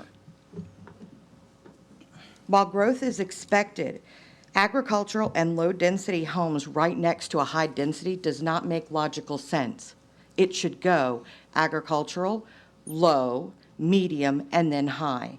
Apartments should be limited and kept near 192 where the infrastructure is already there as a 3-lane highway. I'm an HOA president for my neighborhood. Out of the 117 households, not one were for any apartments in the Narcoossee area. Many of them had moved from Claremont, Windermere, and Orlando and bought homes in this area specifically because there are no apartments. We are not Orange County. We're Osceola. This is St. Cloud. You have a responsibility to the history of this community, and that is not high-rise apartments that are taller than your city hall. We are the homeowners here. We are the ones who have an invested interest in this community already. We've put our blood, our sweat, and our tears here. People do need places to live, but they don't have to be on Narcoossee. They can be other places because this isn't in your backyard, it's in ours. Ask yourself how many people have shown up in favor of this, the developer. How many have shown up against it? Well over 100 have sent emails. Thank you, Ms. Woodhill.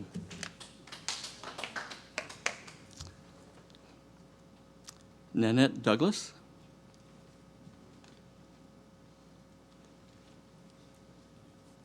Please state your name and address for the record. Nanette Douglas, 1541 Caterpillar Street, St. Cloud. Sorry about that. I don't want to reiterate too much on a lot of the points that have been made. However, yes, I'd say the concern is truly in regards to the high density. I feel like it was truly a misstatement for them to say that it is compatible with the existing structures because we are primarily residential and low density. I do feel like it is very impactful both for the traffic as well as for the property values. However, my concern isn't just in regards to being a homeowner in Turtle Creek, but also in regards to St. Cloud. I'm St. Cloud proud. I've only been here 4 years, but it's where I plan to stay. I also do have a background in urban planning, by the way. So the thing that concerns me about this is I don't see where this seems very strategic is what concerns me. They were mentioning earlier that perhaps doing some structures of this nature, perhaps down towards 192 or a bigger corridor where we have more infrastructure. But to put the high-density apartments directly across from low-density doesn't seem like a good strategy. And where this concerns me is I think we do have a good future for St. Cloud, and I think you have put a lot of work into it and a lot of good planning. However, if we allow developers to have us make short-sighted decisions, then while we might make a couple quick moves here that seem good, we'll lose the long game. So, I mean, I think of things like, chess and games of strategy. When you take those first quick moves, sometimes it seems like you're making the right decision or like you're winning the game, but you're really losing the game if you're not looking at the long term.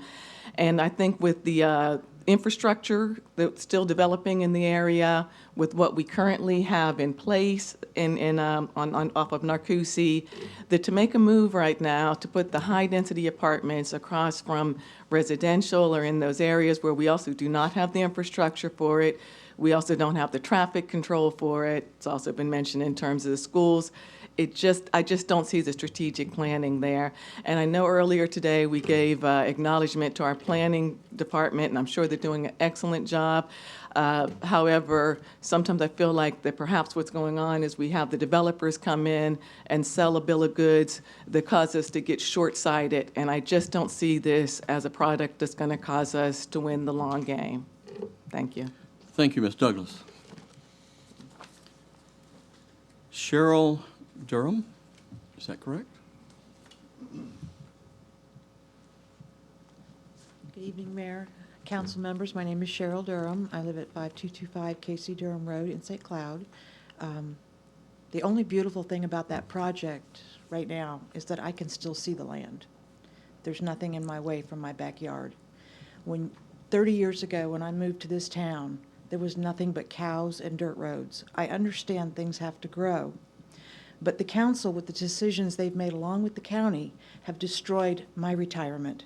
My 10 acres was supposed to be my retirement. You've taken that from me with the communities that you've put around me. Turtle Creek is a beautiful community. The Canopy Oaks is a lost cause. I mean, you don't have the people to maintain what you're annexing. The trash out there, the garbage. I see the trucks coming in just dumping, and it's sad. It's so sad what's happening to the outer skirts of St. Cloud. And you're going to take and put another 900 cars on my street. It's just sad for you to do this. Please, don't put these apartments in here. Please don't do this. This is what do I have left? 20 years in St. Cloud? Please don't take this from me. Thank you. Thank you. Thank you, Ms. Durham. Jennifer Paul, is that correct?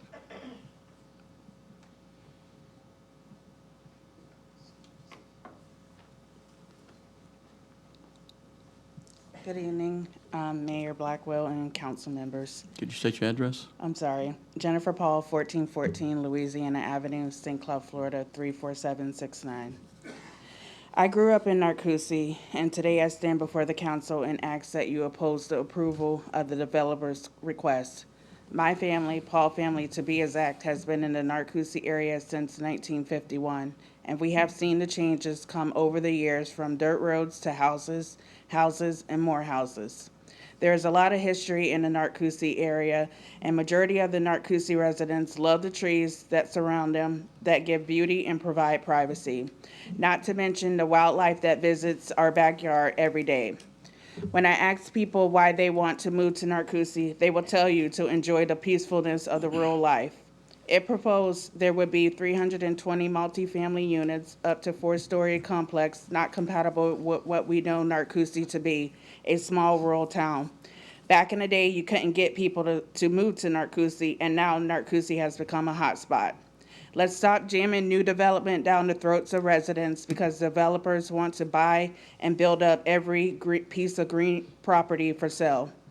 Building Larson at Narcoossee is not about putting apartments up so the younger generation can afford them. What cost of rent do you consider affordable for these apartments? The last time I rented an apartment in Kissimmee, I was paying $738 in 2007, and I can only imagine what the starting rate is now in 2021.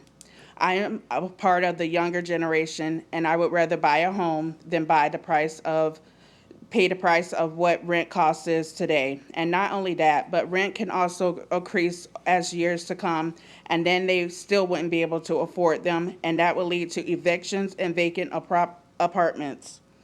Residents get that development will occur, but with more residential comes more traffic to a road already congested in the mornings and in the evenings. Have you ever had to travel Narcoossee Road during the heavy traffic jams and understand why residents time after time continue to address the elected officials who we put in office to slow down with approving these developers' requests? All I ask is the mayor and council members hear and value the residents' concerns before trying to please developers' pockets. Thank you, Ms. Paul. Michael Berzada. Thank you, sir. Just state your name again and your address for the record. Good evening. Michael Berzada, 4910 East Lake Vista Drive, St. Cloud, Florida, 34771. Resident since 2007. I have an email that I sent to every one of you, so I just wanted to say greetings, Honorable Mayor, Deputy Mayor, and all council members. And I know you are so busy, so I didn't get a response. It was a short email. It was a short response to get the email out to you. It was just 2 days ago. Michael Berzada, is against the proposal of high-density residential in the final public hearing of Ordinance 2021-47. There are too many cars driving on Narcoossee Road from Route 192 to Boggy Creek. As city council members, you already approved Center Lake Community, which consists of 3,000 homes, 800 units, apartments, east of the Rummel Road and Narcoossee Road intersection. This all means that each house and apartment will be driving at least 2 cars each, which totals at least 7,600 cars driving daily on Narcoossee Road as the only artery to and from Lake Nona, Orlando area. Are you following the math and the safety of public transportation in our area? It is contagious and cancerous to approve more condensed living conditions over infrastructure, including lack of alternate routes, not enough roads in place for land development. Perhaps the city needs to review and honor public safety #1 because it is an adverse impact to the Narcoossee corridor area. Again, there are not enough roads and lack of access to highways to facilitate massive traffic when developers want your approval to build. The research of this matter are not closely attentive from the planning and transportation departments when it comes to monitoring peak times of traffic. This side of East Lake Toho, there are no alternate routes for anyone, including emergency personnel. There has to be a win-win approach to meet the criteria of prioritizing public safety for planning roads in the Narcoossee corridor area. I am requesting for the city council members to vote no and to reconsider from high-density development to a moderate, low-density development until the roads can handle the population of this area I call home. Thank you, Mr. I'm a Berzada. better writer than a speaker. Thank you. You did great. Philip Lantry.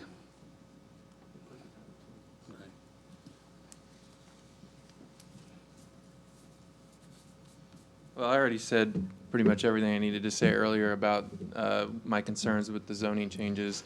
But I will just add that I really think that we need to start moving towards a formative code in lieu of a use code.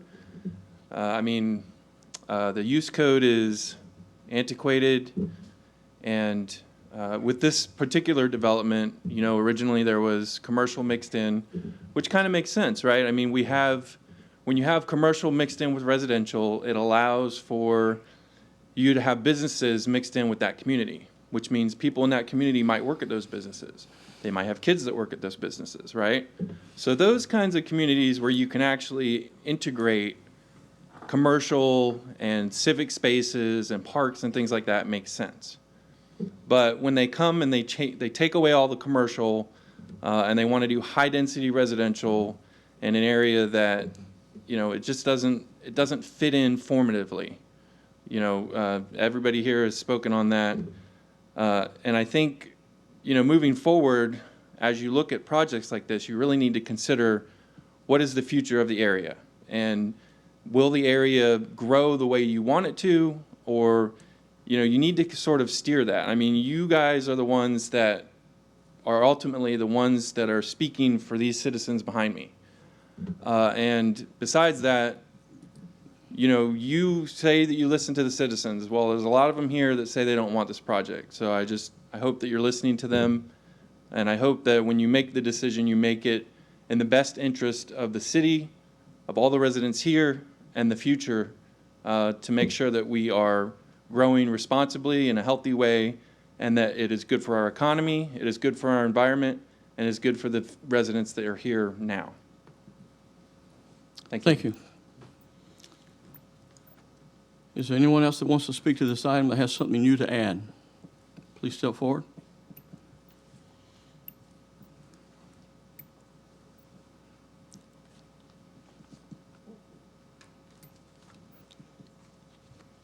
Hi, my name is Lisa Klepper, and I live at 1752 Up the Road, St. Cloud, 34771 and 908 Michigan Avenue, also in St. Cloud.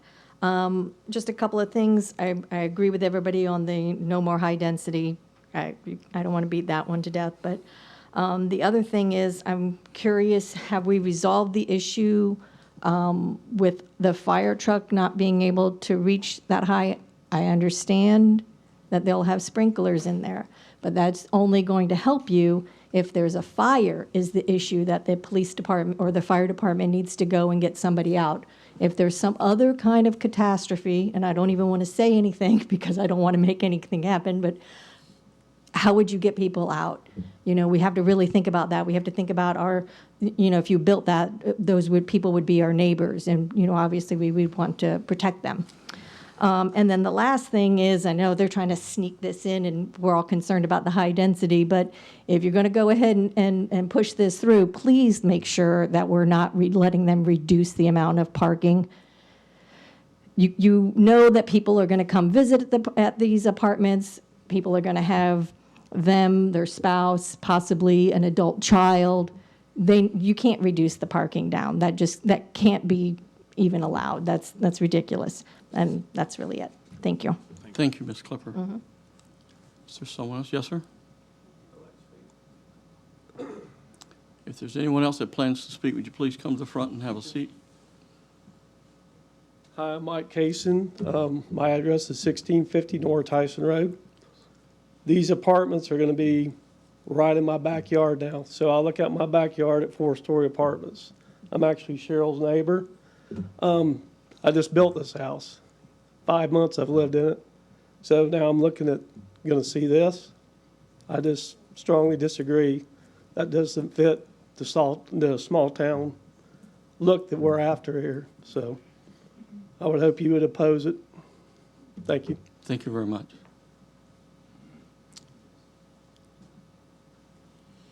I don't see anyone else to speak. Becky, would you like to speak to this again? Ms. Wilson? Thank you, Mayor. I appreciate it. Just to address, if you don't mind, I'll take a minute to get organized, to address some of the concerns that we heard from the neighbors. With regard to impact fees, it is true that an apartment unit pays less in impact fees than a single-family home. That's based on the studies that you all have adopted that show that single-family homes have a greater impact on public facilities, therefore their cost is more. However, when you look at a project that has additional density like this one does, the impact fees actually paid into the city, and there have been statements that these fees are used elsewhere in the county. When it comes to city-adopted impact fees, which include water, sewer, police, fire, parks, solid waste, and mobility, all of that money is kept within the city. The school impact fees are supposed to be used within an impact fee zone. But all of the others are used by the city, and we're paying into those fees approximately $11 million. So if there's a discussion about fiscal impact, which we didn't bring up, but I wanted to address that, we do believe it's a positive fiscal impact. And in fact, we provided to your staff in July an economic impact report, which also goes through real estate taxes. As you know, an apartment project is taxed as commercial because it can't have homestead caps like you would see in single-family homes. So the ad valorem revenue to the city is certainly a lot higher than if this was developed as single-family homes. So I wanted to address that. One of the other statements has to do with plans, and that the city should make a plan and stick with that plan. And so, you know, when my client first looked at this property, and I think we've been in this process for about 2 years now, we looked back at the Envision St. Cloud plan for this area. It was adopted in 2017. My client and I, we weren't part of this. This was created, my understanding in reading it, by people who lived in the area, people who owned land in the area, and the city that realized that St. Cloud is, you know, part of this Narcoossee corridor, and there was a discussion in how to make it different from what was happening in Orange County, but to also recognize that growth was headed this way and to be smart about it. And if I can put it on the...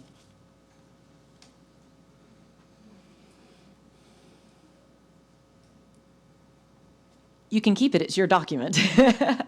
So you see where our little arrow is, Narcoossee, Larson at Narcoossee. It is right in the area that's called out for moderate to high density development. It talks about walkable environment. And so this is where we got that idea from, that this would be a use that had been planned for. We can go, there's also a Narcoossee community planning process that dates all the way back to 2011, when this entire area is called out for mixed-use character district and higher densities and intensities. So we do believe that we meet that prong of any suggestion. Also, I want to point out what we were here with and presented to you back in March.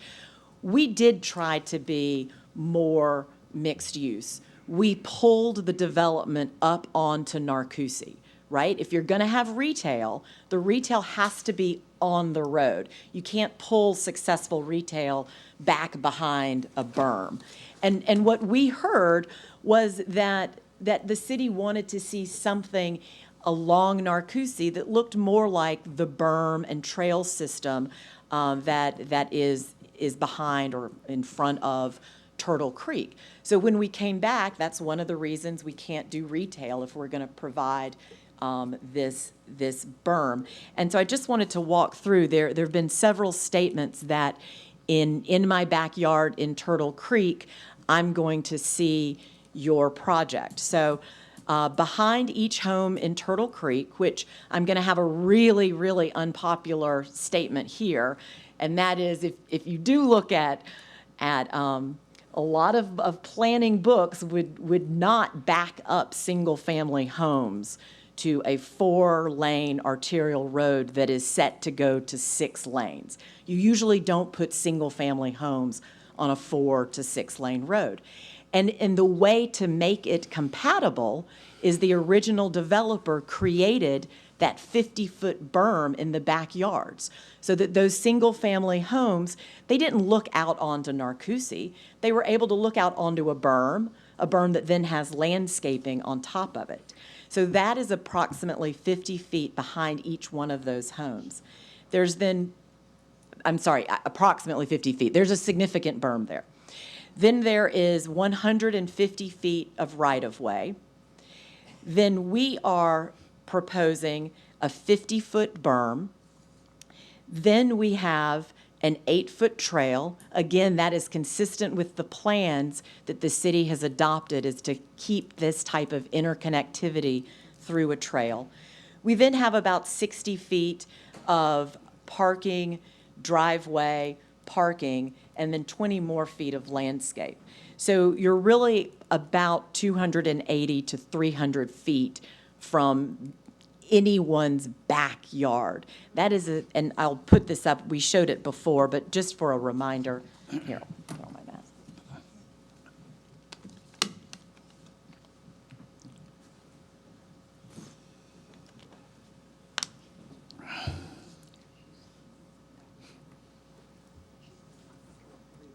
So this shows the berm plantings that we're proposing, and we're proposing those plantings on top of the berm. The one on top is what it would look like at installation, and then on the bottom by year 5 when it's a fully mature trees. The next are just a couple of renderings of what the berm, the landscape, and the trail looks like. So this is on our side of Narcoossee. I think there are just a couple more.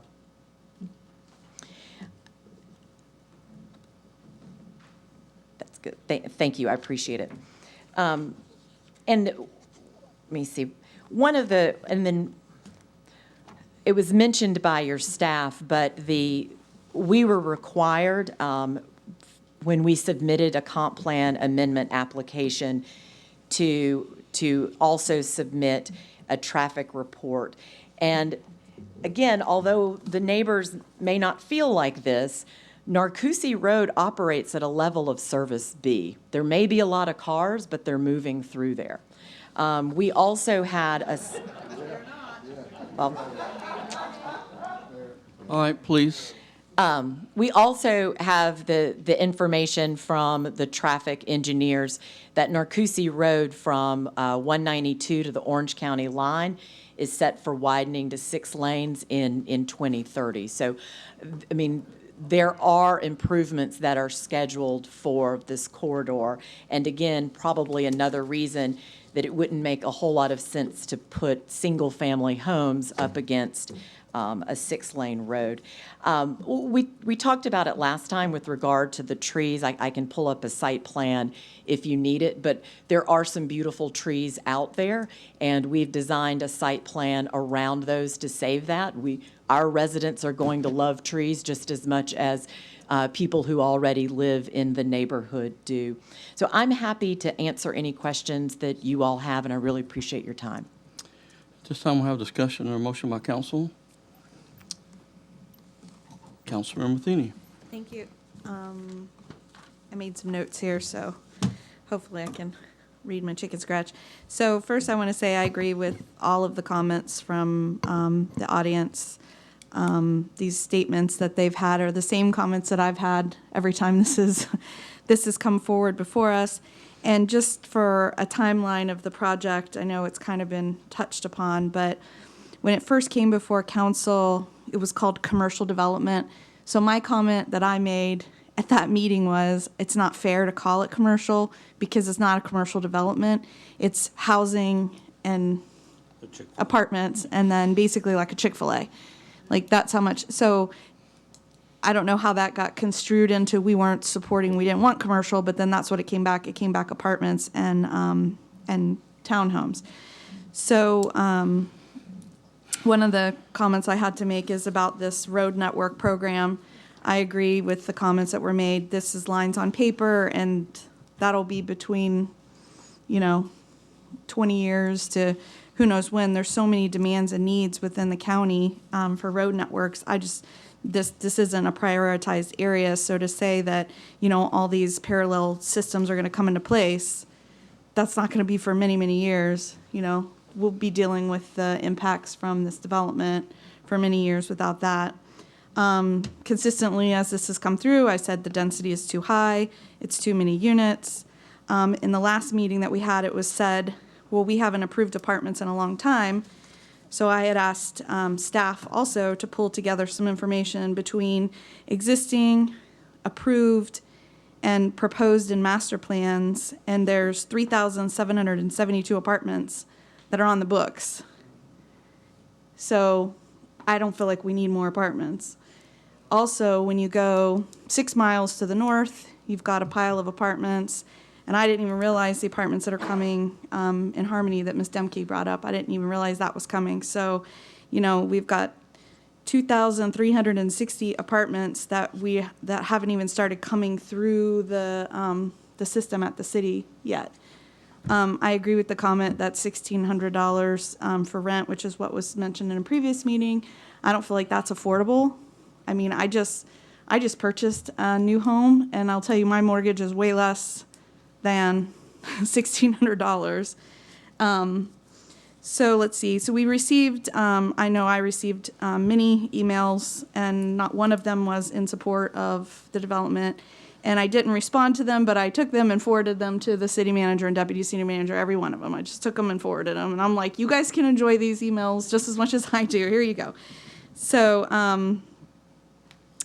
I also agree the statements that it says it's compatible, which the comments I've made consistently along, as I feel like low density is compatible, not high density.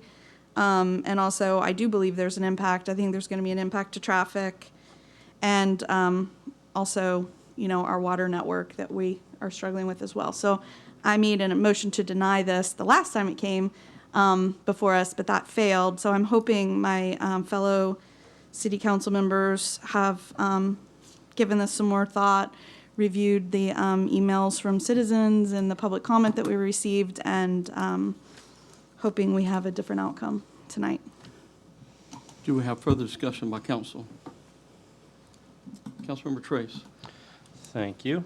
I won't bore everyone with all my comments from last time. But actually, first, thank you everyone for coming out and participating in our local government. It's I don't want to say disappointing, but it's disappointing to have people only come out for this. I like it when people come out for good stuff as well, because there's a lot of good things that happen at these meetings as well. But since we are all here, just wanted to go through a couple of my different comments from last time. Just the two biggest things I'm looking at with this are scale and consistency. The first plan that came through was like a hard no. I mean, there was no thought about compatibility around the area. Even driving down Narcoossee Road, it was a hard no, hard pass. Second one that came along did a bit of a better job. It changed a lot of aspects of it, but then from the comments from last time, I feel like nothing changed. A couple numbers on a page changed, but it wasn't enough to move the needle in my mind. I mean, it's still 4-story apartments right there on the road. Driving up the turnpike, if you're heading from Kissimmee Park up past the 192 exit, there's 3-story apartments. I didn't even realize how tall they were, but you could see them, the entire top floor of them from the turnpike, and I'm 400 feet away from them. And I thought they were 4-story, and I was like, all right, well, you can see the definitely see the top floor, and, the three of them are covered by the landscaping that's along the turnpike. Turns out they're only 3-story, and it only covers up the first 2 stories. Because like the little rendering, I kind of did some math as well, and it doesn't always kind of get there. So, I mean, my big thing last time, and I thought I said it, was 4-story just wasn't going to work in my mind. I don't have an issue with apartments. I'm blessed to be able to afford a house and live in a house that my wife and I purchased. But, people have to live somewhere, and there are folks that choose to live in apartments and not just they want the mobility of being able to pick up and go every year. The buffers on this, I agree, are one of the best sets of buffers around a development that we've had come in, and they are now more in compliance and consistency with the ones across the street. And then a big issue, and this is just something kind of deferred from this application itself, is I feel like a lot of our road issues we have are because schools are placed right on main roads. We're trying to fix that. Hopefully it doesn't happen that way on Nova Road with the property that the school district just bought, but the charter school down on Nora Tyson just has tons of issues right there. Of course, Boggy Creek Road, Narcoossee Road, we know that. Michigan Avenue, I mean, just all those of it's pick up and drop off, and it's a mess. So that's kind of all my comments. I didn't know how the other two felt as well, but I just didn't see enough give on this last plan. It was just changing a couple numbers on a page. Mayor, may I address that? Yes, you may. I appreciate that. One of the difficulties we have is that we're asking for this planned development zoning, and so you're having to sort of guess at what your minimums and maximums are going to be when it comes to unit count and when it comes to height. We just got today, and as you know, a site plan has to later come back to you all for final approval. And we did listen to what we heard, or tried to react to what we heard at the last meeting. And if I just wanted to share with you the latest.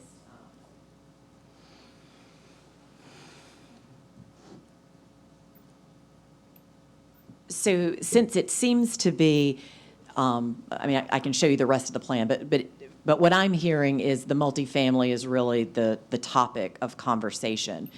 And so what we've done is the building that is the square that's in the corner, that's a 1-story building. Because we understand and we hear that what the city doesn't want is a big 4-story mass, across and as you're driving up and down Narcoossee. So what we did is we put the 1-story building there on the corner so that, again, it's behind a berm, that's behind a landscape buffer, that's behind a trail. But we put the 1-story there, and it's also a good visual buffer, so when you see it, it's not a transition just to the 4 stories.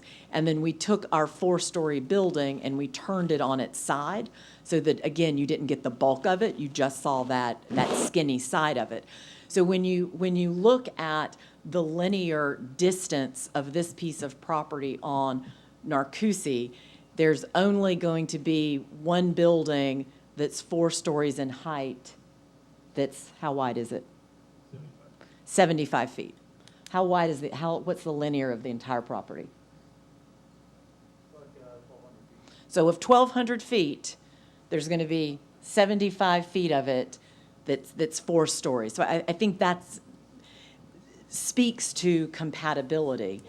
And then the rest of the properties are further back, but they're still there.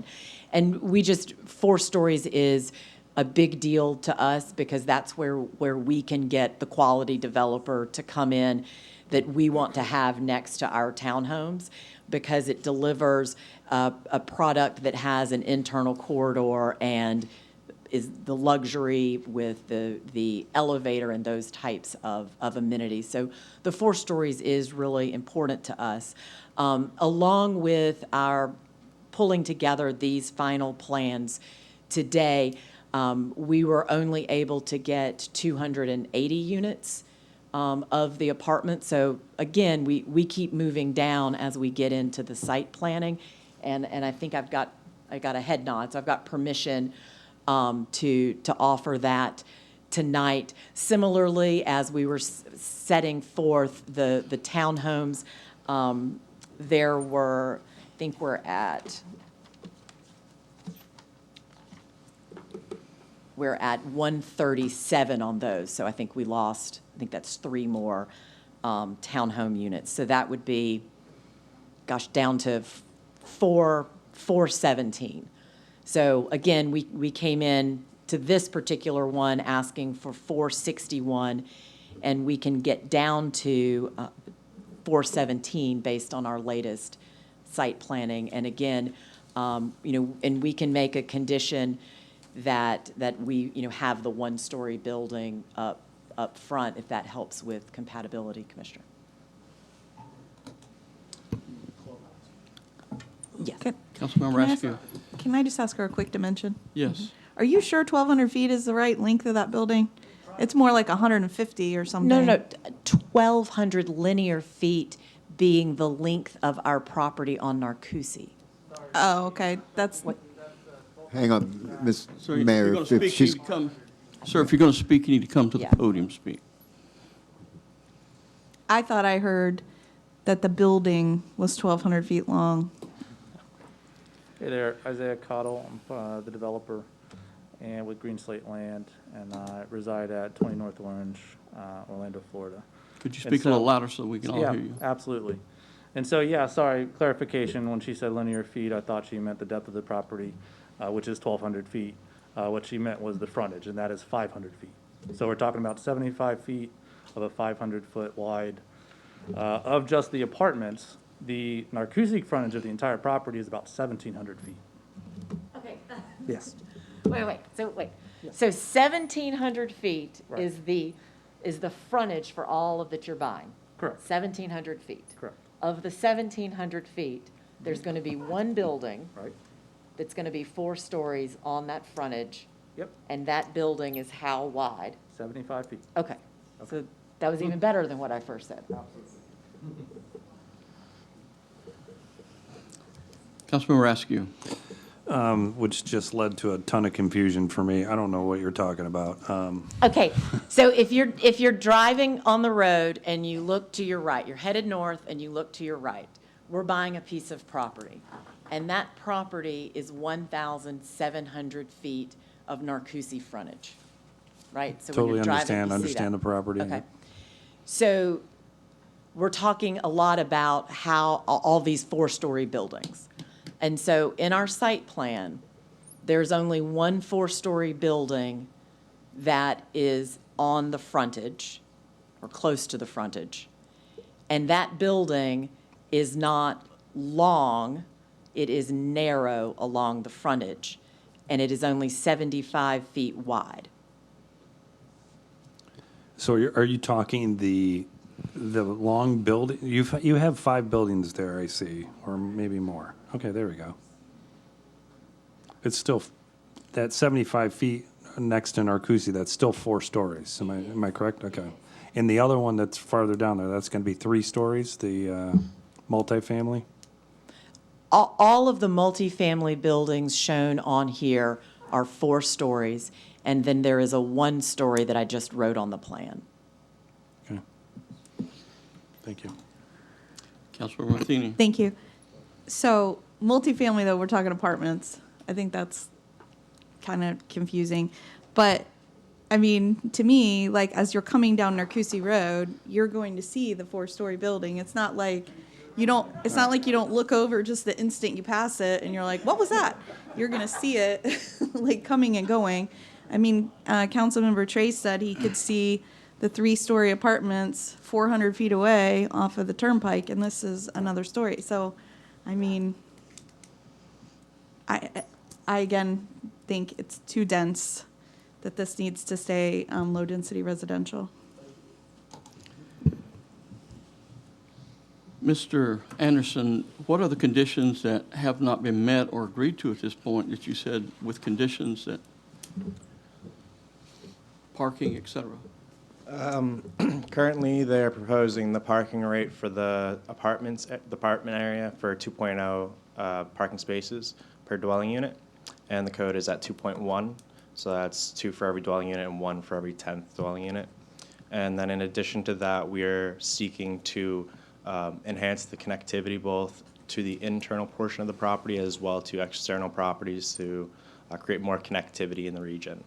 And they have been working towards this, which is somewhat displayed on this plan currently, where there is internal connectivity proposed now. But we do want to continue to work with them so that we can get the best output and the best public benefit from planned unit development in this area. Thank you. Any other questions? Councilmember Matheny. I'll make a motion to deny. We have a motion for denial. Do I have a second? I'm going to second. We have a motion from Councilmember Matheny. We have a second from... We'll withdraw, Mayor. Thank you very much. Have I missed something, Mr. Manzares? Please, Mr. Manzares. I was just going to confirm that they're withdrawing both items. Thank you. Thank you very much. Thank you. Items number 1, items number 2, Resolution 2021-24-8R and Resolution 2021-27R have been withdrawn by the applicant. Brings us to item number 3. If you please talk on the outside, we would be very grateful. Thank you for your decorum in this meeting thus far. Let's wait just a minute. 1 and 2. Okay. 248. Numero 3. 2. Did I call the wrong one? Did I jump ahead? No, I think you were right. I just didn't. I think I did mess up. We're on final 3. Yeah, let me restate that. It was item number 2021-48 and 47, those 2 items. I was looking at the wrong item. Madam Clerk, will you please read item number 3? Final public hearing for ordinance number 2021-50, an ordinance of the City Council of the City of St. Cloud, Florida, adopting the property rights elements of the comprehensive plan of the City of St. Cloud, Florida, providing for filing of the Planning Commission recommendation and proof of publication, applicability and effect, suburbility, conflict, copies on file, and effective date. Good evening, Jesse Anderson, Senior Planner. Before you, we have the proposed property rights element of the comprehensive plan. It is a citywide application of the property rights element, which is for ordinance 2021-50. The element has a specific purpose, which is in accordance with the legislative intent expressed in Florida Statute 163.31610 and 187.1013. Governmental entities are to include in their respective comprehensive plans the acknowledgement and constitutional protections of private property rights. The creation of the standalone private property rights comprehensive plan element will ensure citizens, businesses, and other entities' private properties are protected within the City of St. Cloud.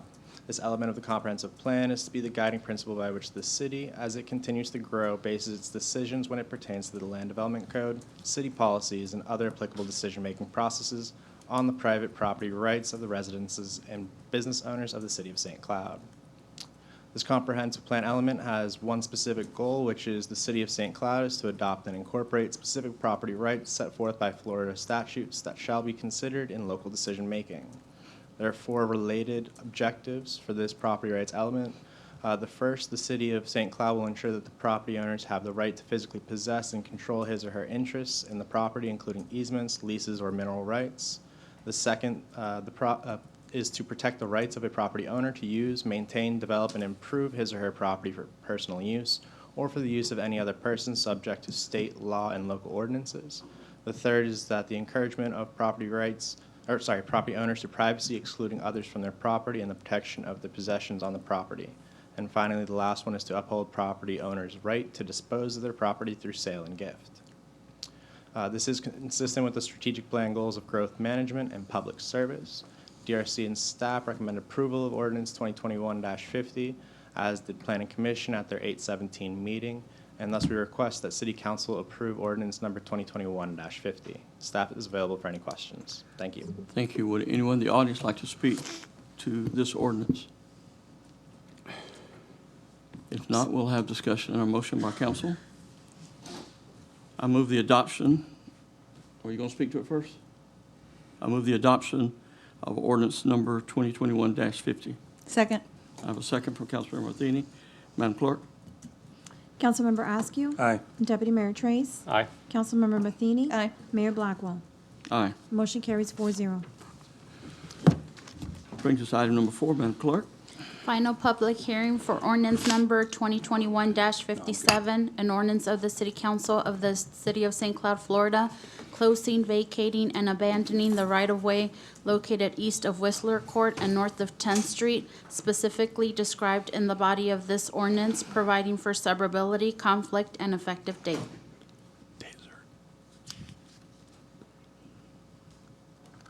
Do we have someone speaking to this item? Mayor, may I request that be continued to a date certain of November 18th? Do I have a motion for continuance to December the, November. November, I'm sorry, 18th? Yes, sir. So moved. Second. We have a motion for Councilmember Matheny, second from Councilmember Askew for continuance to November the 18th on ordinance number 2021-57. Madam Clerk, will you please call the roll? Deputy Mayor Trace. Aye. Councilmember Matheny. Aye.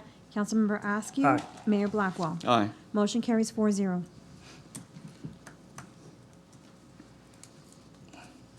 Brings us to item number 5. Final public hearing for ordinance number 2021-66, an ordinance of the City of St. Cloud, further amending the City of St. Cloud Police Officers and Firefighters Retirement System adopted by ordinance number 2006-125, as subsequently amended, amending Section 5, contributions, amending Section 6, benefits, amounts, and eligibility, amending Section 8, disability, providing for codification, providing for suburbility of provisions, repealing all ordinances in conflict herewith, and providing an effective date. Good evening, Council. Ordinance 2021-66 is to the proposals to make the amendments to the City of St. Cloud police officers. Could you state your name first, please? Oh, I'm so sorry. Mimi Tran, HR Director. The ordinance 2021-66 is a proposal to amend the City of St. Cloud Police Officers and Firefighters Retirement System Pension Board.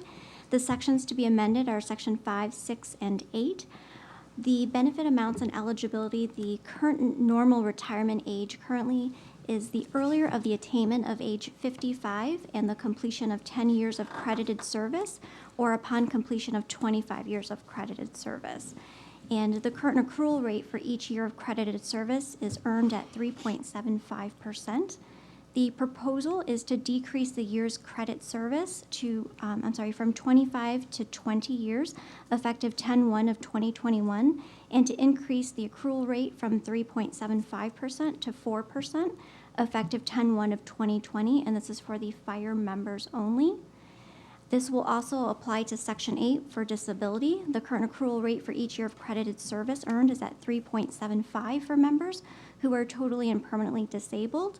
The proposal is to increase that accrual rate from 3.75 to 4%.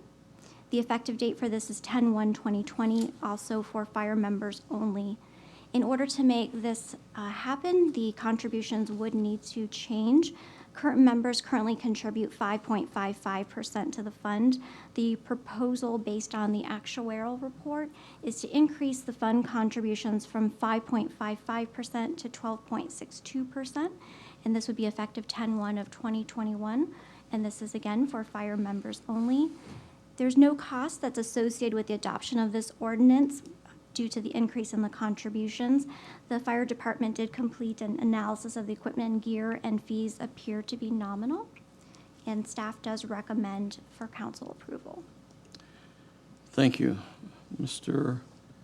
John Jones, would you like to speak to this item?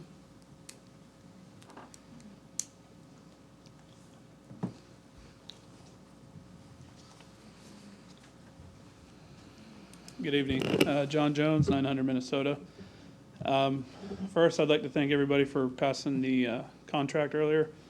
I'd like to thank Mr. Sturgeon, Chief Miller, Chief Irving, Chief Hennessy, Wendy, and Mimi, and everybody else that was involved.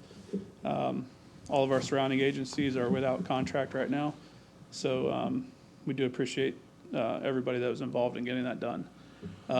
As far as the pension goes, I know there were a lot of questions last time. I'm hoping that with the information they provided, they were able to answer the questions. Once again, I just wanted to emphasize there was no cost to the city. It was on the members. There are quite a few members here tonight, some with 19 years, some with just 6 months. Everybody from start to finish were in favor of this. So I would ask that this be approved. Thank you, Mr. Jones. Mr. Sturgeon, Yes, could I request the Fire Chief Miller to come up and make a comment? why don't you hobble on up? He's going to hobble up here. He's convalescing. Poor guy. Yeah, we made him come in. Surgery can do strange things to your body, can it not? Mayor, Council, Jason Miller, 900 Minnesota Avenue. Obviously, your fire chief. I'd just like to express my support for this.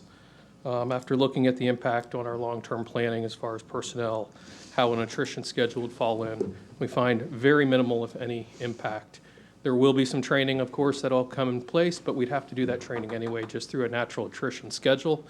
All it does is maybe move it up a little bit. By and large, operationally, as far as promotions, there'd be personnel to fill those vacancies as needed. From all the information presented to me, the actual risk is on the members themselves. It'd be on them because it's their money. It's not the city's money that is paying for this. Past that, I don't have a whole lot to offer except for I would like to recommend approval for this for my guys. Thank you, Mr. Miller. Mr. Sturgeon, you have anything else to add? Yes, sir. Again, I agree with Chief Miller. You guys know my background, and this was a new thing for me, both from a public safety background and as the city manager. So I had my concerns, but those concerns have been alleviated through the analysis that Chief Miller's team did, and I'm comfortable recommending this also for approval. Would anyone else in the audience like to speak to this item? Councilmember Matheny will have discussion and motion by council. Thank you. So, yeah, I appreciate all of the additional information we got between the first reading and the second reading, and also the positions taken by the higher level folks in the city, where before we didn't have a position from any of them. They all remained neutral. So I appreciate getting the additional information and, guidance and advice from people who have the expertise in this. So I would make a motion to approve. I'll make a second. We have a motion from Councilmember Matheny, a second from the mayor. Madam Clerk, please call the roll. Councilmember Matheny? Aye. Councilmember Askew? Aye. Deputy Mayor Trace? Aye. Mayor Blackwell? Aye, Motion carries 4-0. and it passes. Thank you. Item number 6, Madam Clerk. Final public hearing for ordinance number 2021-67, an ordinance of the City of St. Cloud, Florida, amending the city's personnel rules and regulations, sections 5.06, position control, providing for severability, conflict, and effective date. Mimi Tran, HR Director. Ordinance 2021-67. For this ordinance, the recommendation is for a proposal to change section 5.06, positions control, and subsection B. And it's mainly to remove language that's regarding council approval and giving city manager the authority to approve new positions. This is going to be based on any city needs, and as long as we have funding available. And also any changes that will be made will be reported to council prior to the meetings. Thank you. And staff does recommend approval, and there's no cost associated with this. Thank you. Would anyone in the audience like to speak to this item? Where's that at? Gotcha. Would anyone else in the audience like to speak to this item? If not, we'll have discussion and a motion by council. Motion to approve. Second. We have a motion for approval by Councilmember Matheny, a second by Councilmember Askew. Trace. Trace, I'm sorry. You'll forgive me for that, won't you? Madam Clerk, will you please call the roll. Councilmember Askew? Aye. Deputy Mayor Trace? Aye. Councilmember Matheny? Aye. Mayor Blackwell? Aye. Motion carries 4-0. Thought I was going to get through one night without getting you too confused. Brings me to item number 7, Madam Clerk. First reading and introduction for ordinance number 2021-65, an ordinance of the City Council of the City of St. Cloud, Florida, closing, vacating, and abandoning the easement located at 1750 and 1770 Drew Liner Road, specifically described in the body of this ordinance, providing for suburbility, conflict, and an effective date. Mr. Manager, Mr. Sturgeon. Yes, sir. I'd like to request a continuance to a date certain of November 18th. We have a request to continue this item number 2021-65 to November 18. Do I have a motion? Motion to approve. Second. A motion from Councilmember Askew, second from Councilmember Matheny. Madam Clerk? Deputy Mayor Trace. Aye. Councilmember Matheny. Aye. Councilmember Askew. Aye. Mayor Blackwell. Aye. Motion carries 4-0. Ms. Klepper, you can speak to this item on the 18th. Brings us to item number 8. Resolution number 2021-2024R, a resolution of the City Council of the City of St. Cloud, Florida, granting a conditional use to operate an adult congregate living facility on a 10.22-acre parcel of land located east of Hickory Tree Road and south of East Earl Bronson Memorial Highway, St. Cloud, Florida, as described in the body of this resolution. Jesse Anderson, Senior Planner. This is for St. Cloud Marketplace Adult Living Facility, which is a conditional use in the Highway Business Zoning District. It is on a parcel of land that is approximately 10.022 acres.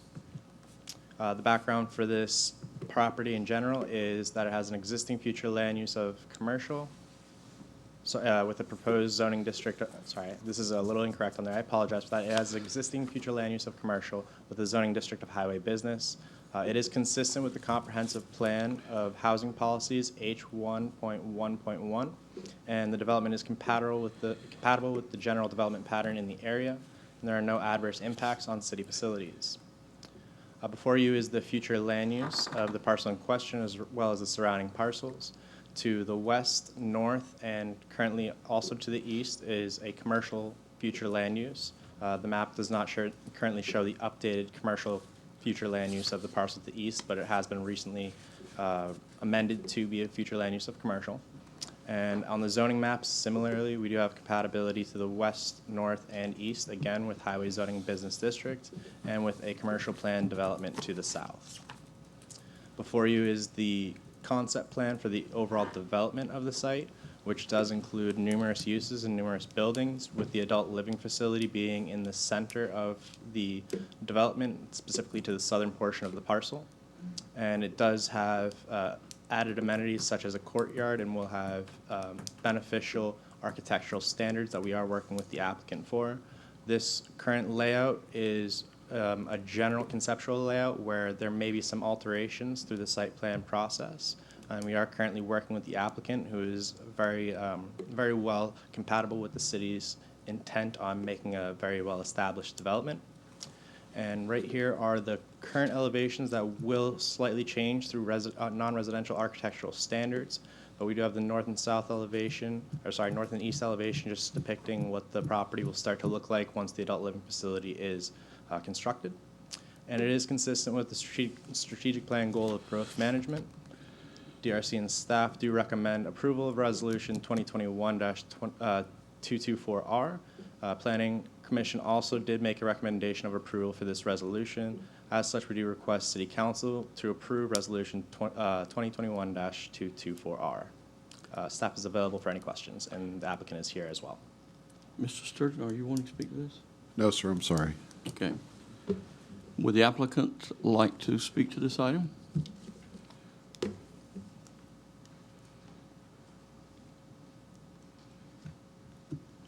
Good evening, Carlos Pereiro with Kimley Horn, 189 South Orange Avenue, Suite 1000, Orlando, Florida, 32801. Here representing RRB Partners in this development. And we thank you all for the opportunity to come before you, speak to this project, and we'll address any questions as they come up. Thank you. Thank you. Is there anyone in the audience that would like to speak to this item? Please step forward. State your name and address for the record, and make sure to fill out a form for that. You already have, you're ahead of me. Hi, Lisa Klepper, 1752 Up the Road, St. Cloud, Florida, 34771. I just have a concern again with the 4 stories, and do we have a fire truck that can get somebody down from the 4th story? I understand about the sprinklers, but again, do we have the capability to get somebody down? That's my only concern. Thank you. Is there anyone else in the audience that'd like to speak to this item? If not, we'll have discussion. Mayor, would you like me to answer that question? Yes, sir, please. I think- Currently, the city of St. Cloud does not have a ladder truck. We have a mutual aid agreement with Osceola County, and in that type of structure fire, which would be most likely put in check by the sprinkler system, we would request that truck on the initial response for that type of fire. Thank you very much. Thank you. Where are they stationed? Like, is there one at Pine Grove? No, it's, I can't think of the nearest ladder station. BVL. BVL, thank you. Like an hour and a half away? No. If you're coming from Tampa. We'll have discussion and motion by council, since we're already having it.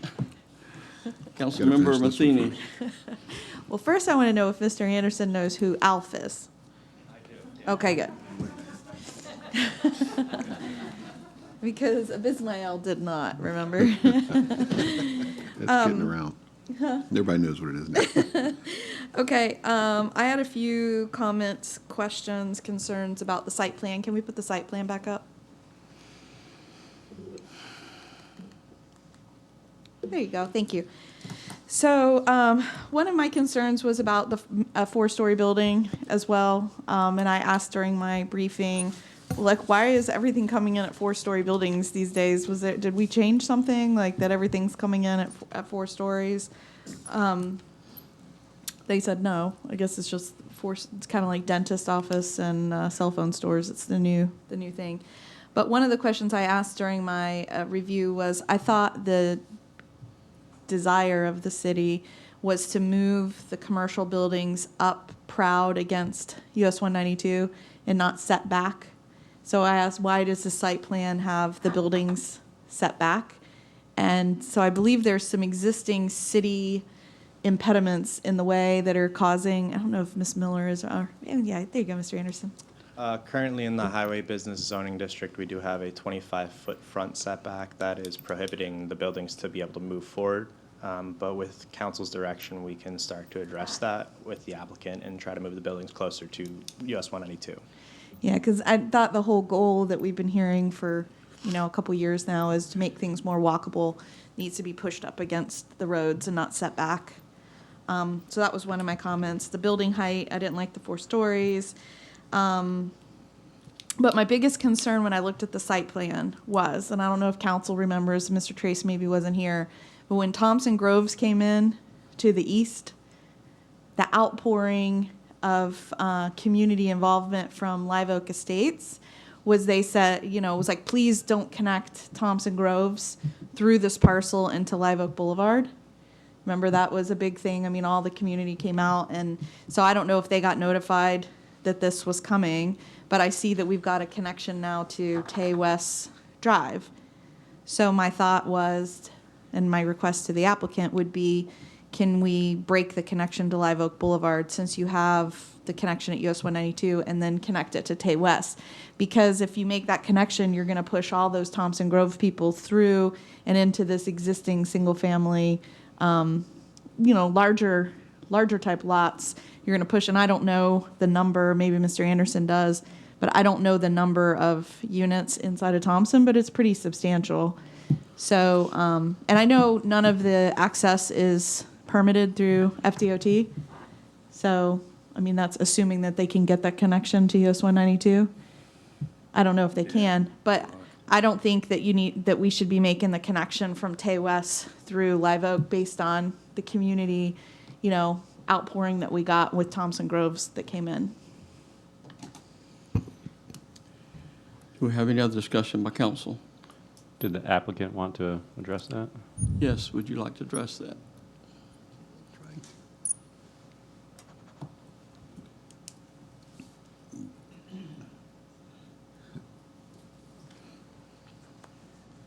Again, Carlos Burr with Kimley Horn, and thank you for the opportunity to address the comments. In regards to the 4-story, we understand, the concerns there, as discussed with the fire department. That there is something there in place for that. We do not have a height restriction on this property, so that was, willing to hear additional thoughts, but it's not something that had been planned for. Concern about the buildings being pushed forward. Just wanted to note that there is an existing 15-foot utility easement along the property line with force mains, power poles, electric lines running through. And then finally, the concern of connecting the two properties. We do have that spine road that bisects the site. However, it is meandering for that reason, to slow down any traffic through the site.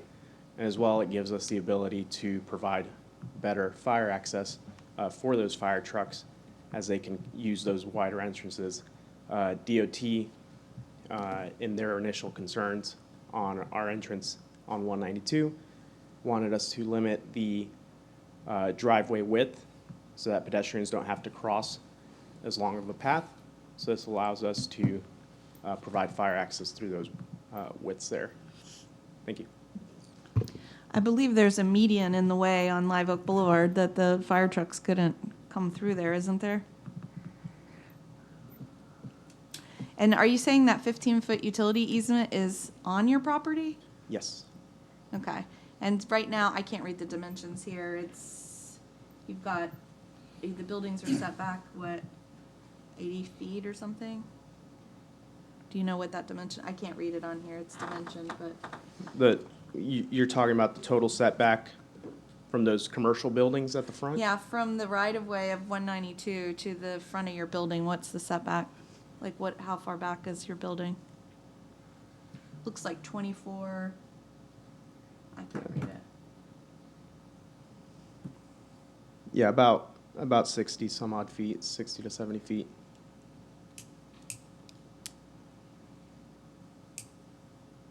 Which It could go down to 15. I'm just saying, this has been the directive that the council has been talking about for years now, and then we see another commercial development where they're not up on the right-of-way, so.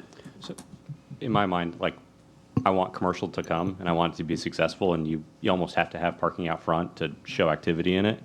To me, 192 isn't walkable. It's not a road that is designed to be walkable. It's horrible for that, and if you have that building C or G, it's probably C, looks like it has an outdoor dining area up front, that might even be tolerable with that setback, but if it was right up on 192, you couldn't even talk to each other being outside on there. So it's just, 192 might not be one of those corridors where we have that.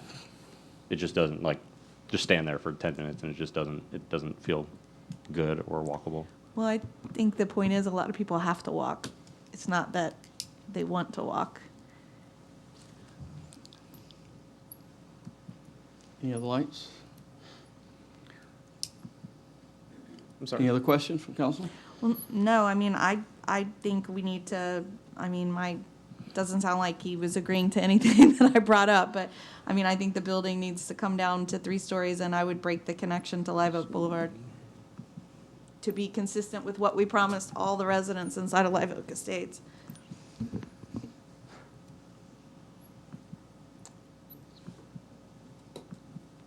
Councilman Rescue. I sort of agree with you, but I don't. And the reason for that is that the connectivity, if you took off Live Oak, if they wanted to go to anything, they would have to go out to 192, go down 192, turn into this unit when they could have potentially 2 units there. I like the architectural when you did sway that in there. It would be really hard to dirt ride through there pretty quick. And the things changed a little bit because now that they purchased that road, it wasn't so wacky the way that they were trying to bring it before. Plus, it was private property rights, that little road that ran down there. I think the Lockery zoned it or something. Right. So a lot of things have changed. The ownership of all this has changed. I don't know how the residents feel about this comment. I would assume that they were notified and they would hear.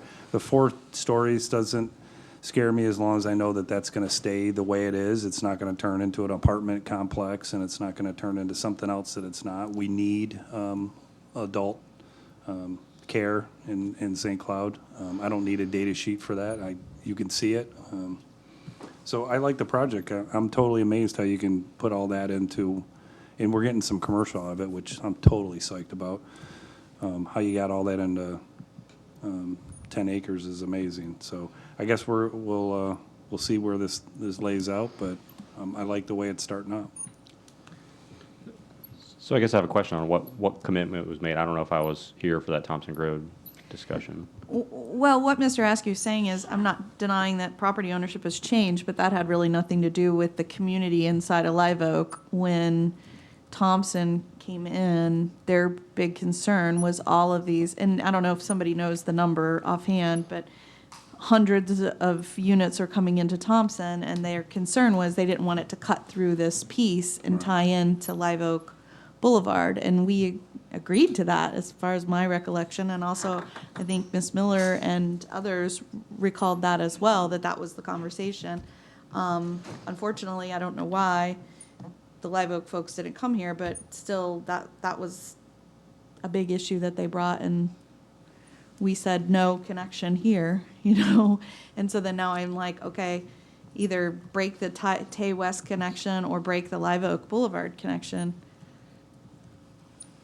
Or make it a right-in only or something off of Live Oak Boulevard. I mean, if the concern is to get people inside of Live Oak into that community, make it a right-in.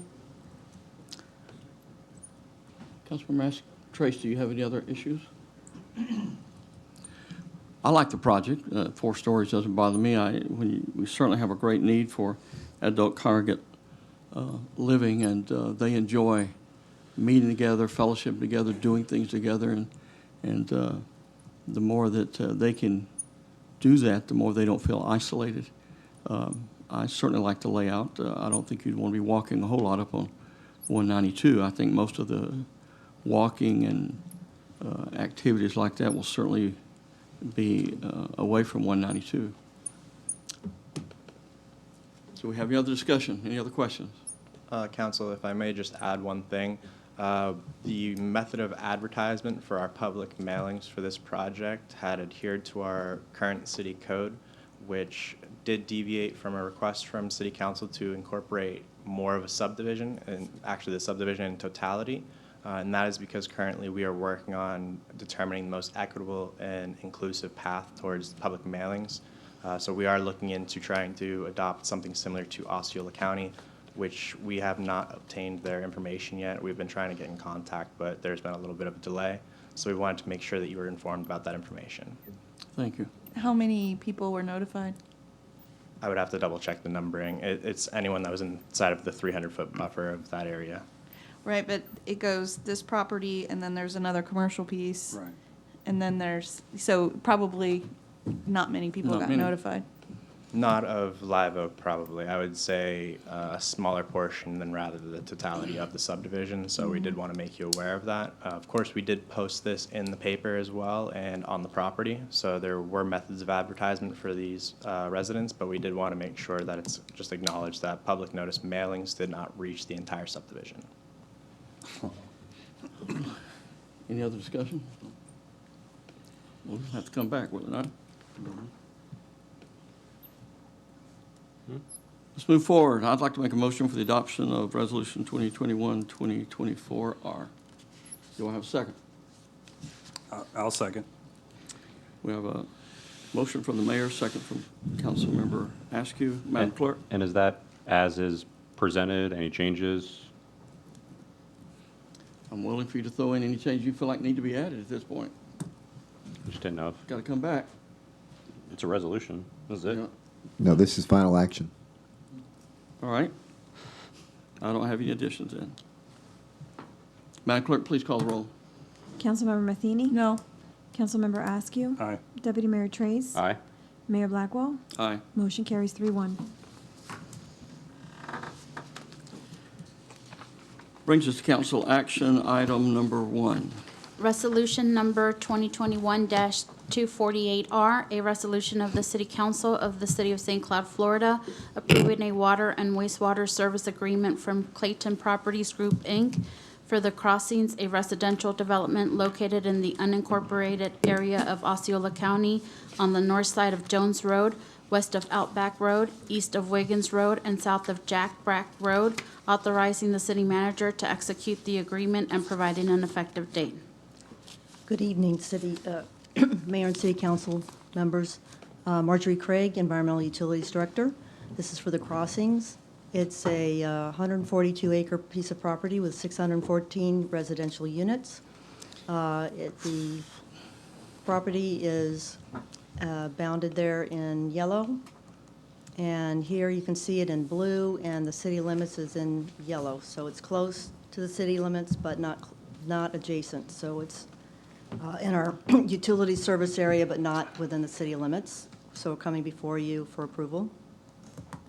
So each single-family residence will be a minimum of 1,500 square feet of air-conditioned living area, excluding the garage. Air conditioner pads and condensing units will be installed with a minimum of 10 feet stagger for drainage and accessibility. Crosswalks with ADA-approved surfaces are required at all intersections in all directions where a sidewalk is present. A minimum of 2 trees shall be required per lot. Garage setbacks will be a minimum of 25 feet. Each single-family residence will have 4.5 parking spaces, and HOA documents will prohibit on-street parking except in designated areas. Staff recommends approval. Water and wastewater capacity are available at this location. Any questions? Would the applicant like to speak to this item? Hey, Sean. Good evening, Council. Sean Hendel, Hanson Walton Associates, 8 Broadway, Kissimmee, Florida, 34741. Here to address any questions you may have representing the applicant. Thank you. Would anyone in the audience like to speak to this item? If not, we will have discussion. Motion by council. Councilmember Matheny. Thank you. Ms. Craig, I just thought of something. I'm sorry I didn't ask you this in agenda review. Do these agreements contain anything in there about restricting the amount of reuse that's available? Because I know that's something we've been talking about, like reuse available compatible with the amount of wastewater generated. We have been telling, and I'm not sure if this one does, that equal to the amount of reuse that they provide to the city. Did we do that in this one? Yeah, so equal to the amount that you generate. Okay. But all of the landscaping is native Florida landscaping. So Thank you. irrigation will be minor. Do we have any other questions or discussion by council? Mr. Can I Mayor, entertain a motion? Mr. Mayor, can you just give me one quick second to make sure that Yes, sir. language is in there? I'm sorry, I don't specifically recall it. I didn't see it in there, I don't think.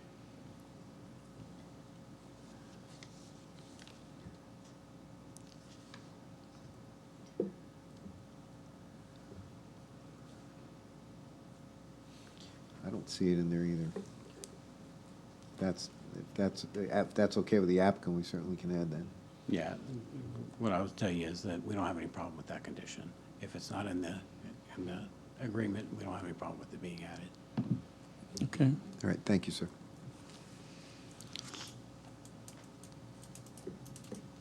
Then could I entertain a motion from council?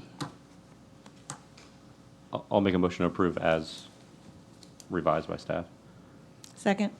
We have a motion from Councilmember Trace, a second from Councilmember Matheny. Madam Clerk? Councilmember Askew. Aye. Deputy Mayor Trace. Aye. Councilmember Matheny. Aye. Mayor Blackwell. Aye. Motion carries 4-0. Brings us to item number 2. Resolution number 2021-271R, a resolution of the City Council of the City of St. Cloud, Florida, approving a water and wastewater agreement from Preston L. Tyson for the Tyson property, a residential development located in the unincorporated area of Osceola County on the west side of Pines Grove Road, east of Nova Road, north of US Highway 192, and south of Bass Highway, authorizing the city manager to execute the agreement and providing an effective date. Hello again. This is 91 acres or almost 92 with 311 residential units for water and wastewater agreement. The development is bounded in yellow there. And in this picture, it's in green, and then the city limits are in yellow, and it's very close. And I believe Mrs. Miller mentioned that they're working on an annexation of the piece in the middle, so it's actually close, but it's not ready yet. So these conditions are similar to the previous piece of property. Each single-family residence will be a minimum of 1,500 square feet of air-conditioned space. Architectural elevations and facades of homes shall vary from adjacent homes. Air-conditioned pads and condensing units will be installed with a minimum of 10 feet of stagger for drainage and accessibility. And crosswalks with ADA-approved surfaces are required at all intersections in all directions where sidewalk is present, and a minimum of 2 trees shall be required per lot. Garage setbacks will be a minimum of 25 feet to ensure adequate parking depths, and each single-family residence will have 4.5 parking spaces. HOA documents will prohibit on-street parking, and prior to issuing a certificate of capacity, the city will receive and review a copy of the recording declaration of deeds, covenants, and restrictions. So in this particular agreement, Dan, can you also check and see? I already did. It's not in there. It's not in that. And is the representative here for that one?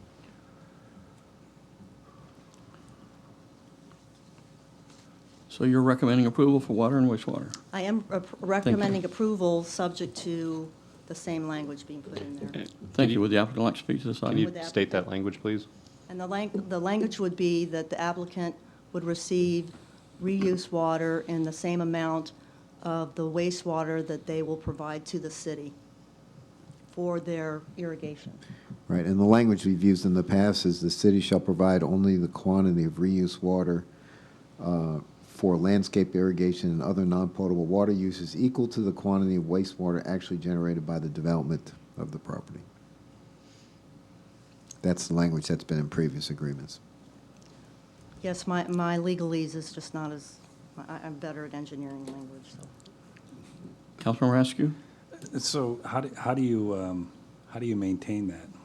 Is there a special meter that turns off after a certain time, or? Well, how does what that we've work? requested is that they master meter these typically because that's easier to police, but we'll have to work out the details. Okay. And I commend Councilwoman Matheny for catching this because that's. What is the ratio, like 4 to 1 or something like that? Like Back in the day, when we were in school, it was 4 to 1, but it actually, because of the low-flow fixtures now, it's actually starting to take more houses to be able to irrigate one house, despite all the irrigation restrictions. Thank you. Would the applicant like to speak at this time? Hi, Brock Altafer, Osceola Engineering, 1003 Florida Avenue, representing the applicant. We're in agreement with staff's recommendation and the added language, and I'm available for any questions. Thank you. Thank you. Would anyone in the audience like to speak to this item? If not, we'll have discussion and a motion by council. Motion approved? We have a motion for approval by Trace. As revised? As revised by Councilmember Trace. Do I have a second? Second. Second, Councilmember Askew. Madam Clerk? Deputy Mayor Trace. Aye. Councilmember Matheny. Aye. Councilmember Askew. Aye. Mayor Blackwell. Aye. Motion carries 4-0. Madam Clerk, could you please read item number 3? Resolution number 2021-273R, a resolution of the City Council of the City of St. Cloud, Florida, approving a water and wastewater agreement from Narcoossee Land Ventures LLC for a residential development named Twin Oak Phase 4A and 4B located in the unincorporated area of Osceola County on the east side of Hickory Tree Road, west of Wilson Road, north of Alligator Lake Road, and south of Bullis Road, authorizing the city manager to execute the agreement and providing an effective date. Did you say Twin Oaks or Twin? Twin Lakes. Twin Lakes, thank you. Twin Lakes. Hello again. Marjorie Craig. Total land area is about almost 34 acres, 154 residential units. And the area was bounded in yellow. In this picture, it's bounded in green with the city limits in yellow there. So in this case, very similar to the other two developments, each single-family residence will be a minimum of 1,500 square feet of air-conditioned living space, and architectural elevations in the facades of homes will vary from adjacent homes. And air conditioner pads and condensing units will be installed with a minimum of 10 feet stagger for drainage and accessibility. And crosswalks and ADA-approved surfaces will be required at all intersections. Garage setbacks will be a minimum of 25 feet to ensure adequate parking depths on driveways. And each single-family residence will have 4.5 parking spaces. And then HOA documents will prohibit on-street parking except in designated parking spaces. And a minimum of 2 trees will be required per lot. And so, Dan, did you also check the language with this one? Yes, and And needs it's to be not added. in there? Okay. So is the representative for this? Are you finishing your recommendation for approval? I recommend Please do so. approval with modified language to, with the other, consistent with the other two developments. Thank you very much. Would the applicant like to speak to this item?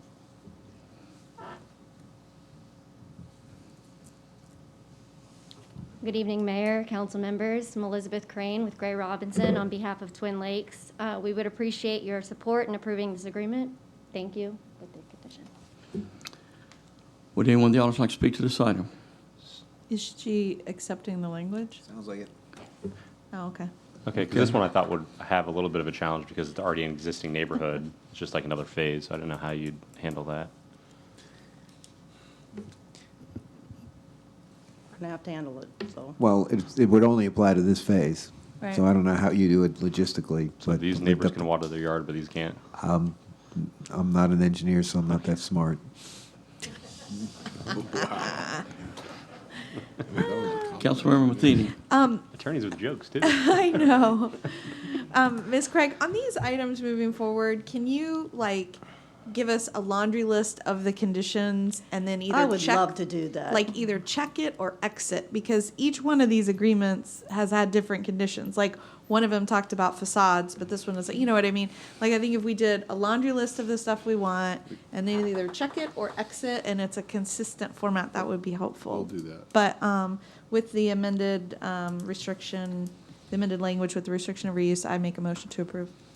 I'll make a second. Madam Clerk, please call the roll. Councilmember Matheny. Aye. Councilmember Askew. Aye. Deputy Mayor Trace. Aye. Mayor Blackwell. Aye. Motion carries 4-0. And that was with Councilmember Matheny that made the motion. Yeah. And the mayor that made the second. Madam Clerk, will you please read item number 4? Discussion and possible action regarding the appointment of seat number 6 on the General Employee Pension Board.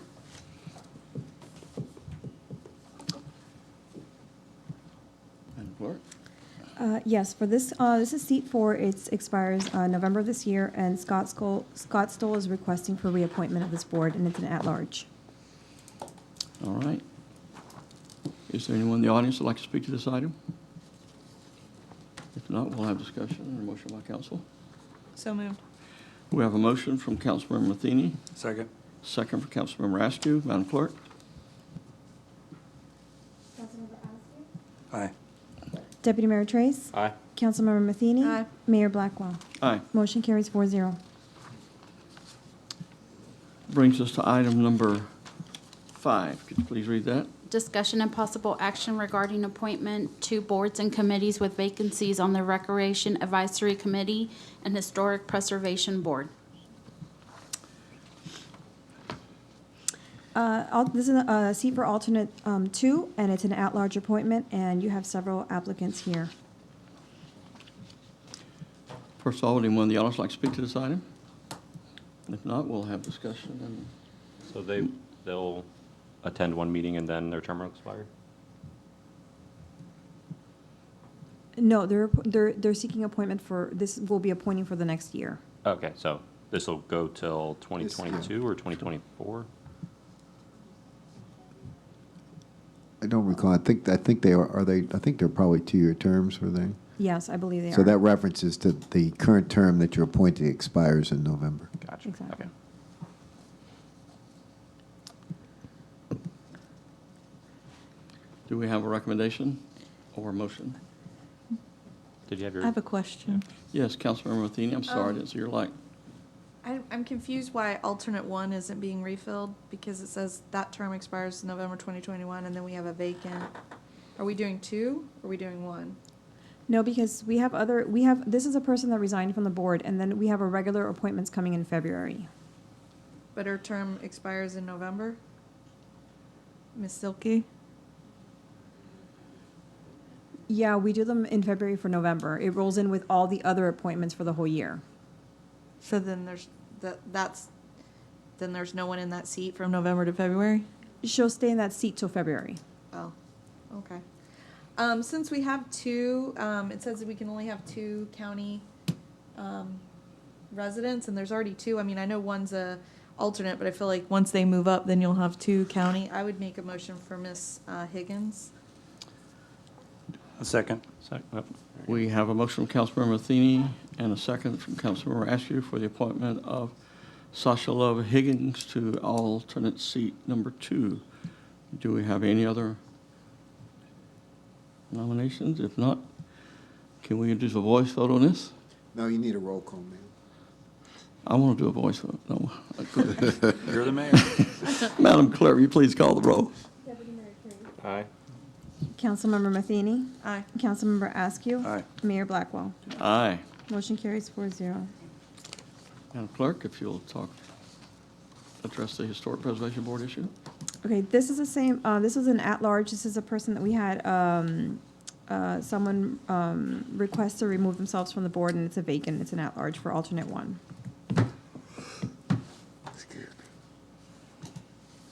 Would any of the audience like to speak to this item? If not, we'll have discussion or a recommendation from council.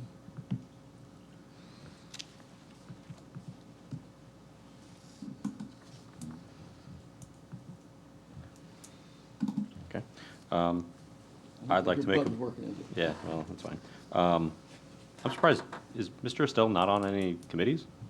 I thought he was on some. I did too. Yeah, but if he's not on it, yeah, I'll And make. it's He's on EDAC. Okay, that's one, okay.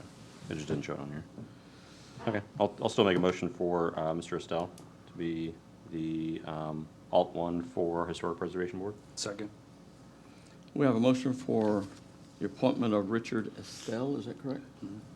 From Councilmember Trace, second from Councilmember Askew. Are there any other nominations? Madam Clerk, please call the roll. Councilmember Matheny. Aye. Councilmember Askew. Aye. Mayor Trace. Aye. I'm sorry, Deputy Mayor Trace. Oh. Mayor Blackwell. Aye. Motion carries 4-0. Take it back. Thank you. Mr. Manzares. I do not have anything, Mr. Mayor, thank you. Mr. Sturgeon. Yes, sir, I have several items. First off, I asked the clerk to look at a date, November 4th, if we could schedule that for a legislative priorities workshop with the city council. Can it be a call-in? Can it be a Yeah. Zoom or something? Zoom. Can it be a Zoom? Or after 5? Well, I would, if the rest of the council's going to be there, then you could attend by Zoom, if we can set it up that way. If we have 3, that'll be in person. Just for you. No, just for you, I can't make it, so, no. Yeah, I'm fine.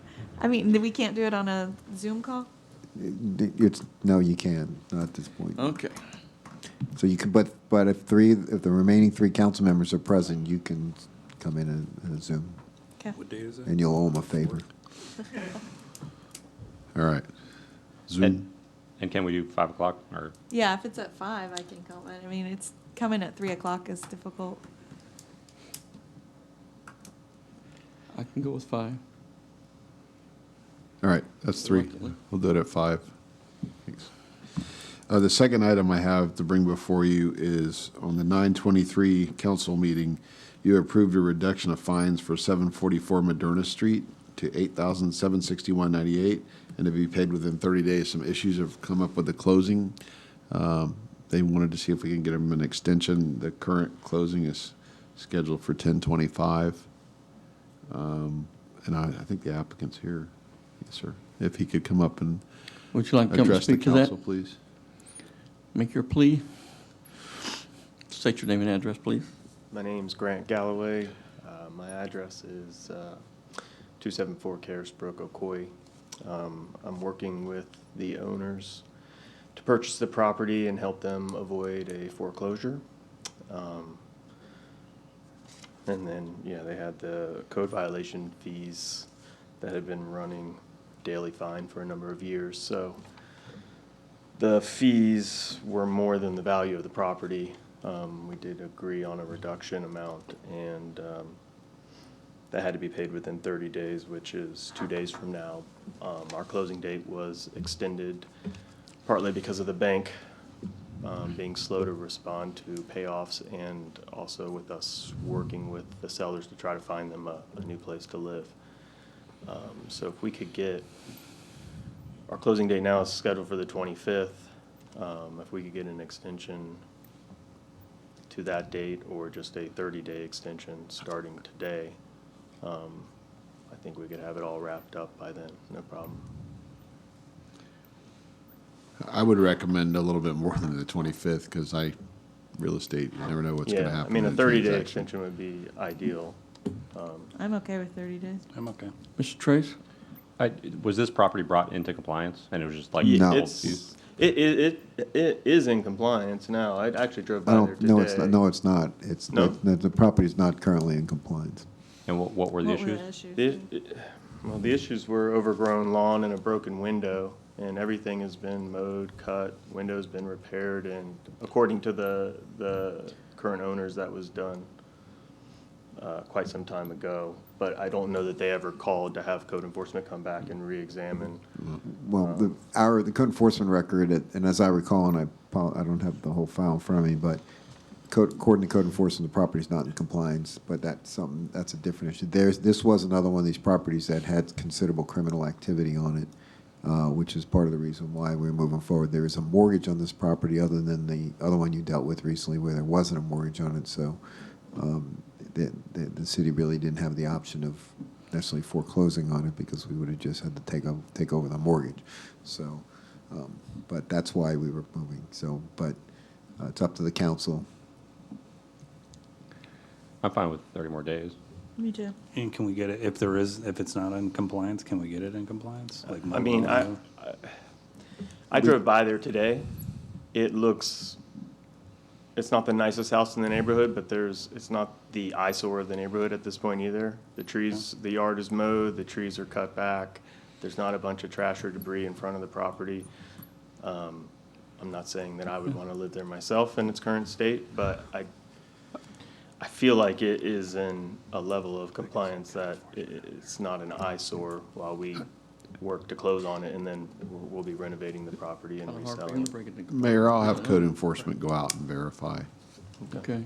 Please work expeditiously on cleaning it up. Oh, yeah. Thank you. No problem. Thank you. Mr. Manzares, is this an item that we need to vote on and have a vote? Yes, you do, because Thank you, sir. Yeah, Do because I have a motion that we grant this gentleman a 30-day extension? Do we have to put it on the agenda? technically, yes, ma'am. So you with your, which is another thing we're going to suggest. At All some right. point. Do I have a motion that we place this item on the agenda? So moved. We have a second. A motion from Councilmember Matheny, a second. From somebody down this way, Councilmember Askew. Madam Clerk, please call the roll. Councilmember Askew. Aye. Deputy Mayor Trace. Aye. Councilmember Matheny. Aye. Mayor Blackwell. Aye. 4-0. Now, could I have a motion? I make a motion that we grant this gentleman a 30-day extension. Second. We have a motion from the mayor, a second from Councilmember Askew. Madam Clerk, please call the roll. Deputy Mayor Trace. Aye. Councilmember Matheny. Aye. Councilmember Askew. Aye. Mayor Blackwell. Aye. Motion carries Thank 4-0. Get her done. Appreciate it. Thanks, sir. Mayor, the next item, I'd like Deputy City Manager Veronica Miller to come up and talk about an issue we have with Trinity Lake, Lizzie subdivision. Good evening again. Veronica Miller, Deputy City Manager. Recently, we had a workshop where we showed you multiple projects on Pine Grove Road. At that time, staff started questioning why one of the projects, which was contiguous to the city limits, was proceeding within Osceola County's process instead of following the JPA and coming to us. So we've had several discussions. I've spoken with the county, Mr. Tomek. I've spoken with the representative who's here, Mr. Hindle, and in short, there was just a miscommunication. So I'm coming forward this evening because we are coordinating very well with the county, the engineer on this property, and also the other Pine Grove projects. It's kind of a joint effort for all of it. Therefore, we would like to allow this developer to finish this specific case in the county with our continued input on plan review and transportation improvements. And both Mr. Tomek and Mr. Hindle have committed to working with us on that. And the applicant will be submitting a water sewer agreement so that we can proceed with the annexation. We are working with the county to outline this process, so that we do not have a future miscommunication like this again. Thank you. We just need Mr. consensus. Mr. Sturgeon, you have any? I was just requesting consensus. Okay. Councilmember Matheny? So I don't have a problem with it as long as the city comments are weighted equally with the county comments and they can't be overruled. I don't know if there's a way to factor that in there because the approving department at the county is a party of one. So I know there's been historically issues where, comments may or may not make it onto the system, not even from the city, but even internally at the county. So is there a way to say, sure, it can continue on that process, but our comments have to get on the list, they can't be edited or deleted? Can there be Get a on the consideration list? Well, there's a list of comments that get put out to the developer, and it'll come out of the county. So I just want to make sure any comments that the city forwards are put on the list and forwarded, and, not being someone deciding we don't like that comment or whatever and striking it. From the county perspective. Don't we still have to approve the utility plans? Yes. Yes. Yeah, but the thing is done by the time we see the utility agreement. No. Yes. Generally, but the process doesn't have the obligatory positions in it that the county has to take any of the comments. They just have to because they consume. should be coming to us, right? So I think the biggest comment that the city has, I believe Ms. Dirk may have already left, that she outlined to me today, because most of the conversation is about transportation. The biggest difference that she has identified between our comments and the county's comments are that, or the codes, are that the county requires pavement to the nearest intersection, and our code requires pavement along the entire property and to the nearest intersection. So I think as she has explained it to me, that's the biggest risk that we have. And Mr. Hindle's here, so let's would you like hear to his speak to input. this? Yes, well, first, Sean Hindle, Hanson Walton Associates, 8 Broadway, Kissimmee, Florida.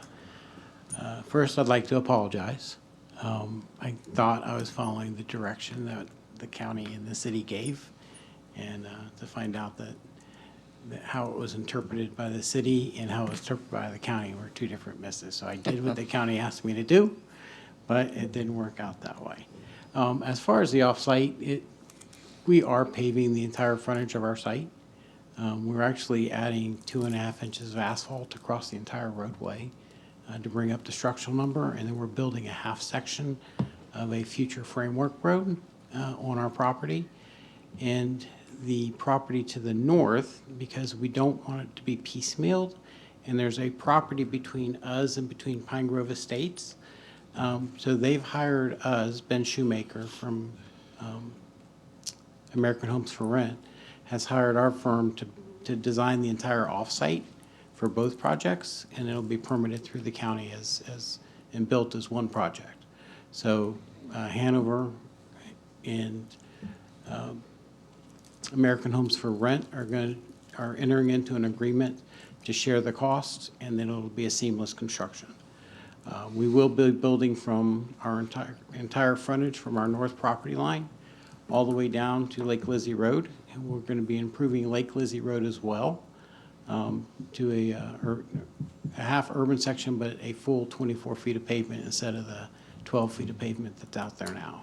So currently Lake Lizzie is about 11 or 12 feet of pavement and then a lot of lime rock outside of it. We're going to fix that and create the entire roadway. So we've been working with staff. We worked with Aaron in the planning department, with the other projects, the 3 projects, and with the school board, and putting a holistic plan together.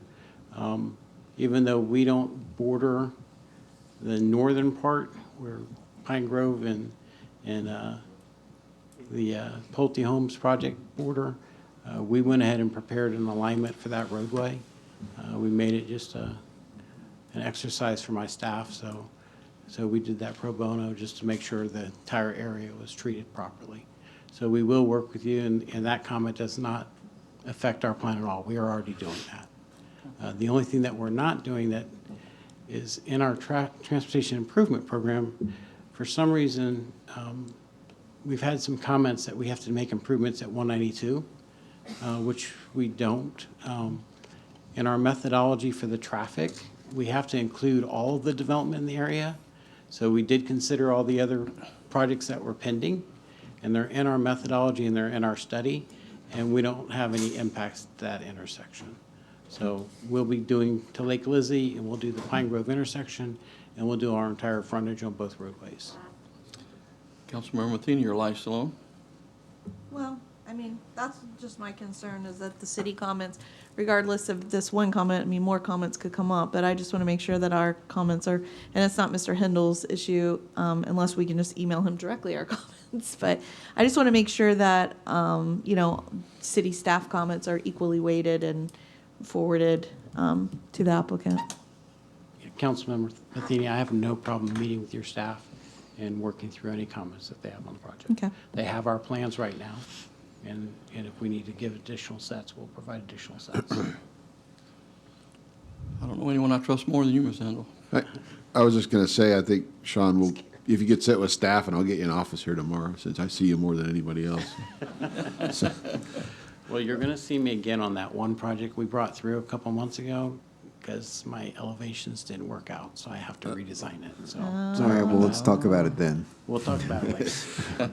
all right, just one more item, just want to Do we remind. have a consensus I'm sorry, yes. for, Good. we have a consensus on that for We're Veronica? good. Go ahead. Thank you. Just one reminder also, Saturday noon is the truck pull, and the team name is I Pink I Can, and that's Mrs. Palazzo came up with that. She's on our team, and I've drafted 3 very large men from solid waste to help us pull. So Nice. Awesome. that's all I have, Mayor. Thank you. All right. Councilmember Matheny. Sorry, I have a couple items.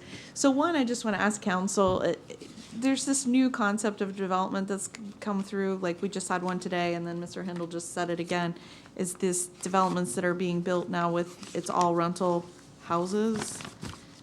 I mean, I guess I'm just having trouble wrapping my mind around it, and is it going to be a good thing or a bad thing, or, you know, I just kind of, is anybody else having, I've just never seen an entire community that someone's building that, and they're renting all of the homes.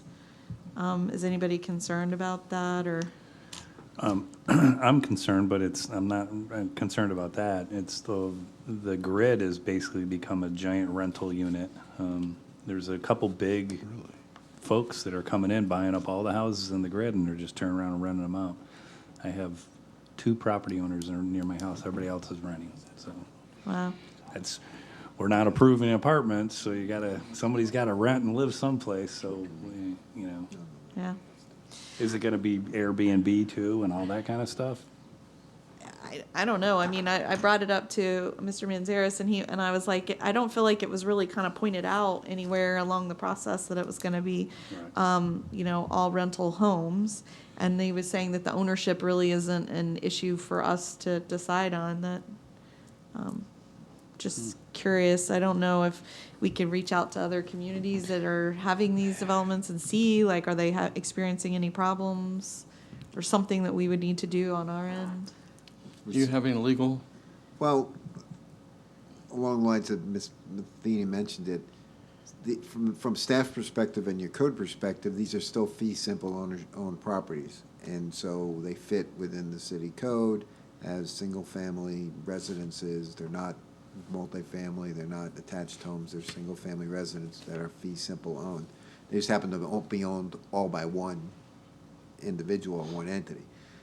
I do think, and the planning folks are probably deal with this much more than I would ever deal with it, especially in the organizations that they belong in, that there's a lot of different planning and development issues that are happening that weren't happening as short as 2 years ago, that the markets have changed.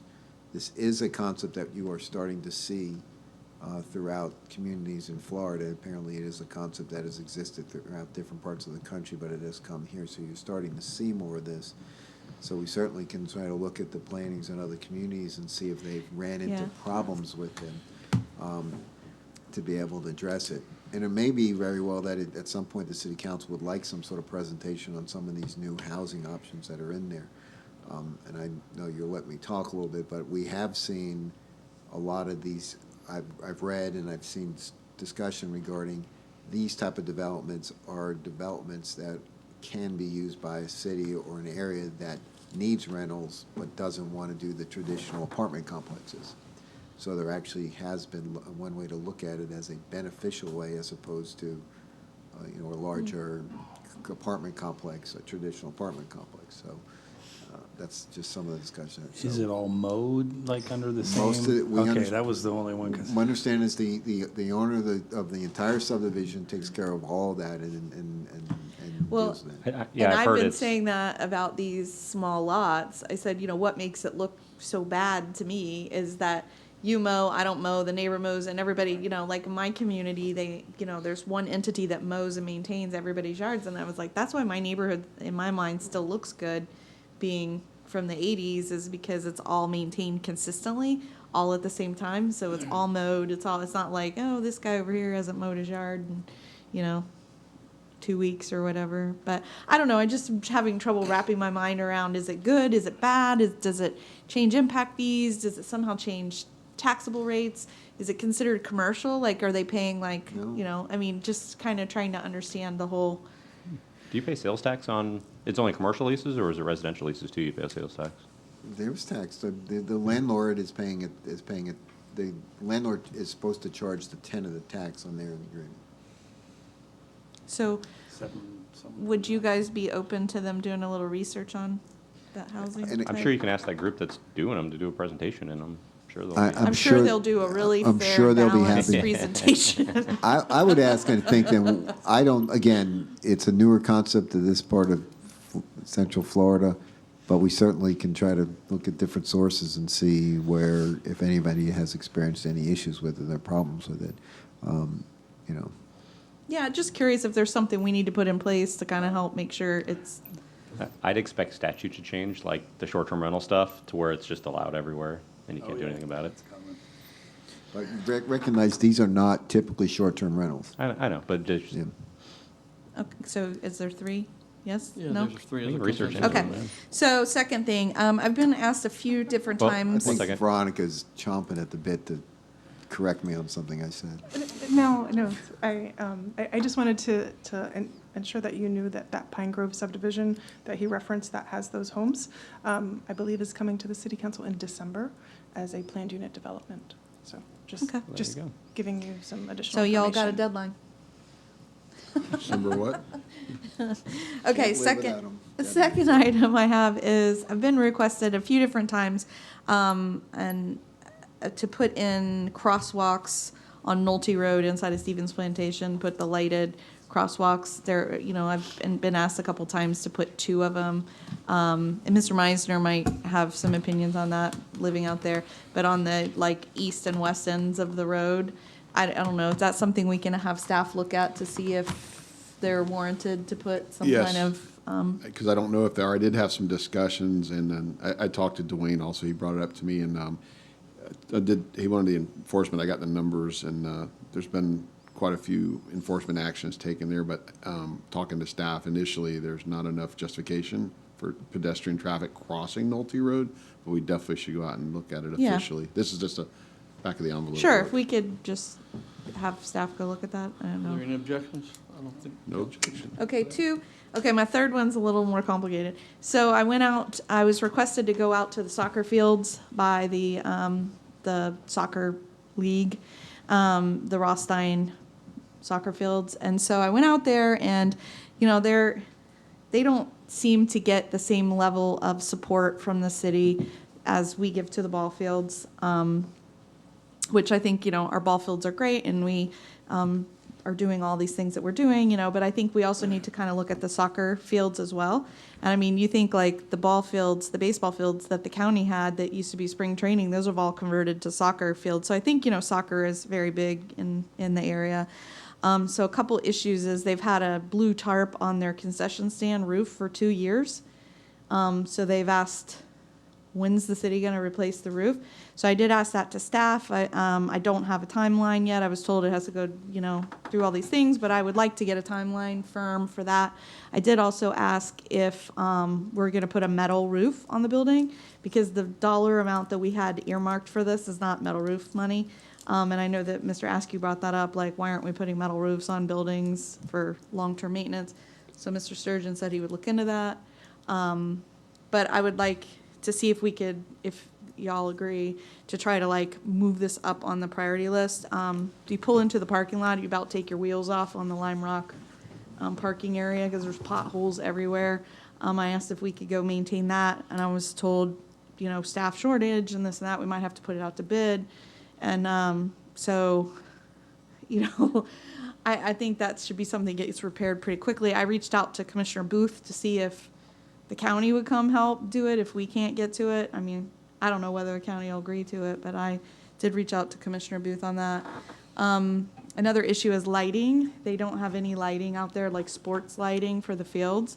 So I did talk with Ms. Holcamp about that, and she gave me a price that's pretty pricey for lighting. I think she said $175,000 per field to light the fields.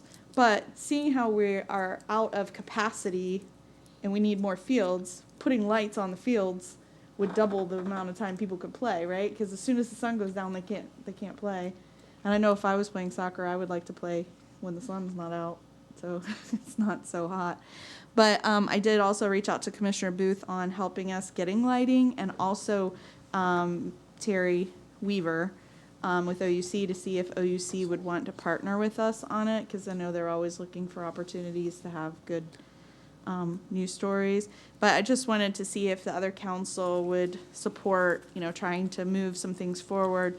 It's right now they were saying like there was a master plan done, but they're saying like engineering won't even start until like 2023 on the fields. Mr. Sturgeon said we have money to move forward with the engineering at least now to try to address parking lots. And then also they would expand the fields to the other side of the WPA canal.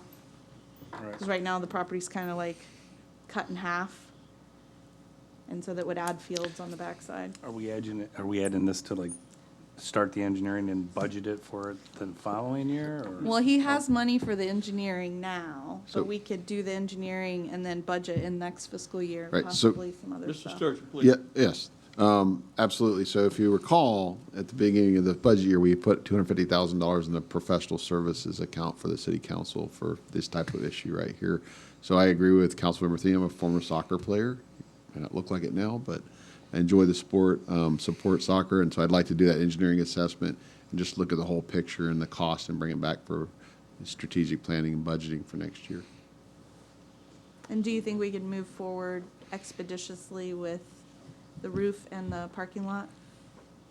Well, the roof, I know the superintendent of facilities is getting contractors out there the 19th. Okay. And then as soon as we get their pricing and their timeline, we'll get that. And I also support putting metal on. I think that's a long-term investment, and we won't have to replace it every 10 or 15 years, so. Mr. Handel? Well, Sean Hendel, Hanson Walter and Associates, Kissimmee, Florida. The engineering on the soccer fields, I'll donate that to the city. Oh, cool. And I'll try to get my consultants to donate the survey and the GO for it. Okay. So we'll And- take care of that at no cost. And I'll work with OUC also. Thank you, Mr. Thank you, Mr. Hendel. Hendel. And I'll work with OUC. We just did a solar pledge to see if we can do something with solar out there. Yeah, Awesome. it'd be great. Thank you. Thank you, Ms. Hendel, for the Well, generosity. and I sent a message to Miss Weaver. And she asked me to send an email from my city email account, you know, making that request. So could we have the mayor write a letter or something asking for their participation? Maybe that We'll do would, that. Yeah, Draft that. any parks that need it. Well, those lights or any other areas too, right? yeah. All right. And then, so I thought we went through a parks master plan and use need study and kind of had that whole thing worked out and a whole plan worked up of what to do over the next 10 years and where to put money in parks.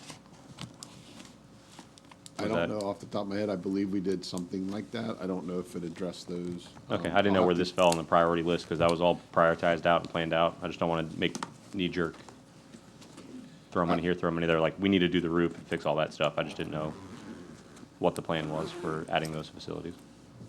It's in the plan. It's 2023.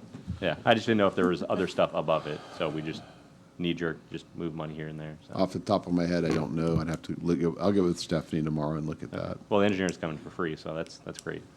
That's really nice of Pushes Mr. it up Hendel. a little bit. Yeah, really. Councilmember Trace. Good. Councilmember Askew. Thank you. Thank you. And I guess that brings it to me. I would like to just publicly thank the Osceola Council on Aging for stepping up to the plate and helping to continue the work of the food pantry. And so kudos to them and thank them so much for their support and their aggressiveness in doing that. I will not be here next week. I will be on vacation in North Carolina. And so if I miss some of your activities, I'm sorry I can't be there for the fire engine pull. And ending up like Mr. Miller over there with another hernia. That brings us to our information section, report section, Friday, October 30th, 2021. There'll be early voting that begins for the special election that will take place on November the 9th. We encourage everyone, please go out and vote. Tuesday, November the 9th, will be the special election. Polls open from 7 a.m. till 7 p.m. Thursday, November 11th, offices will be closed in observance of Veterans Day. Thursday, October the 18th, 2021, there'll be a swearing-in ceremony of our new council member. Thursday, November the 18th, there will be a city council meeting immediately that afternoon at 6:30 p.m. here in City Hall Council Chambers. I issued several proclamations, proclamation recognition of Blind Americans Equality Day, a proclamation recognition of Domestic Violence Awareness Month, and a proclamation recognition of National Hispanic Heritage Month, as well as a proclamation in recognition of National Veterans Small Business Week. There's a report available as warrant list number 19 for your review. With that, there is nothing else on our agenda. We will be adjourned. Thank you so much for participating in your city government.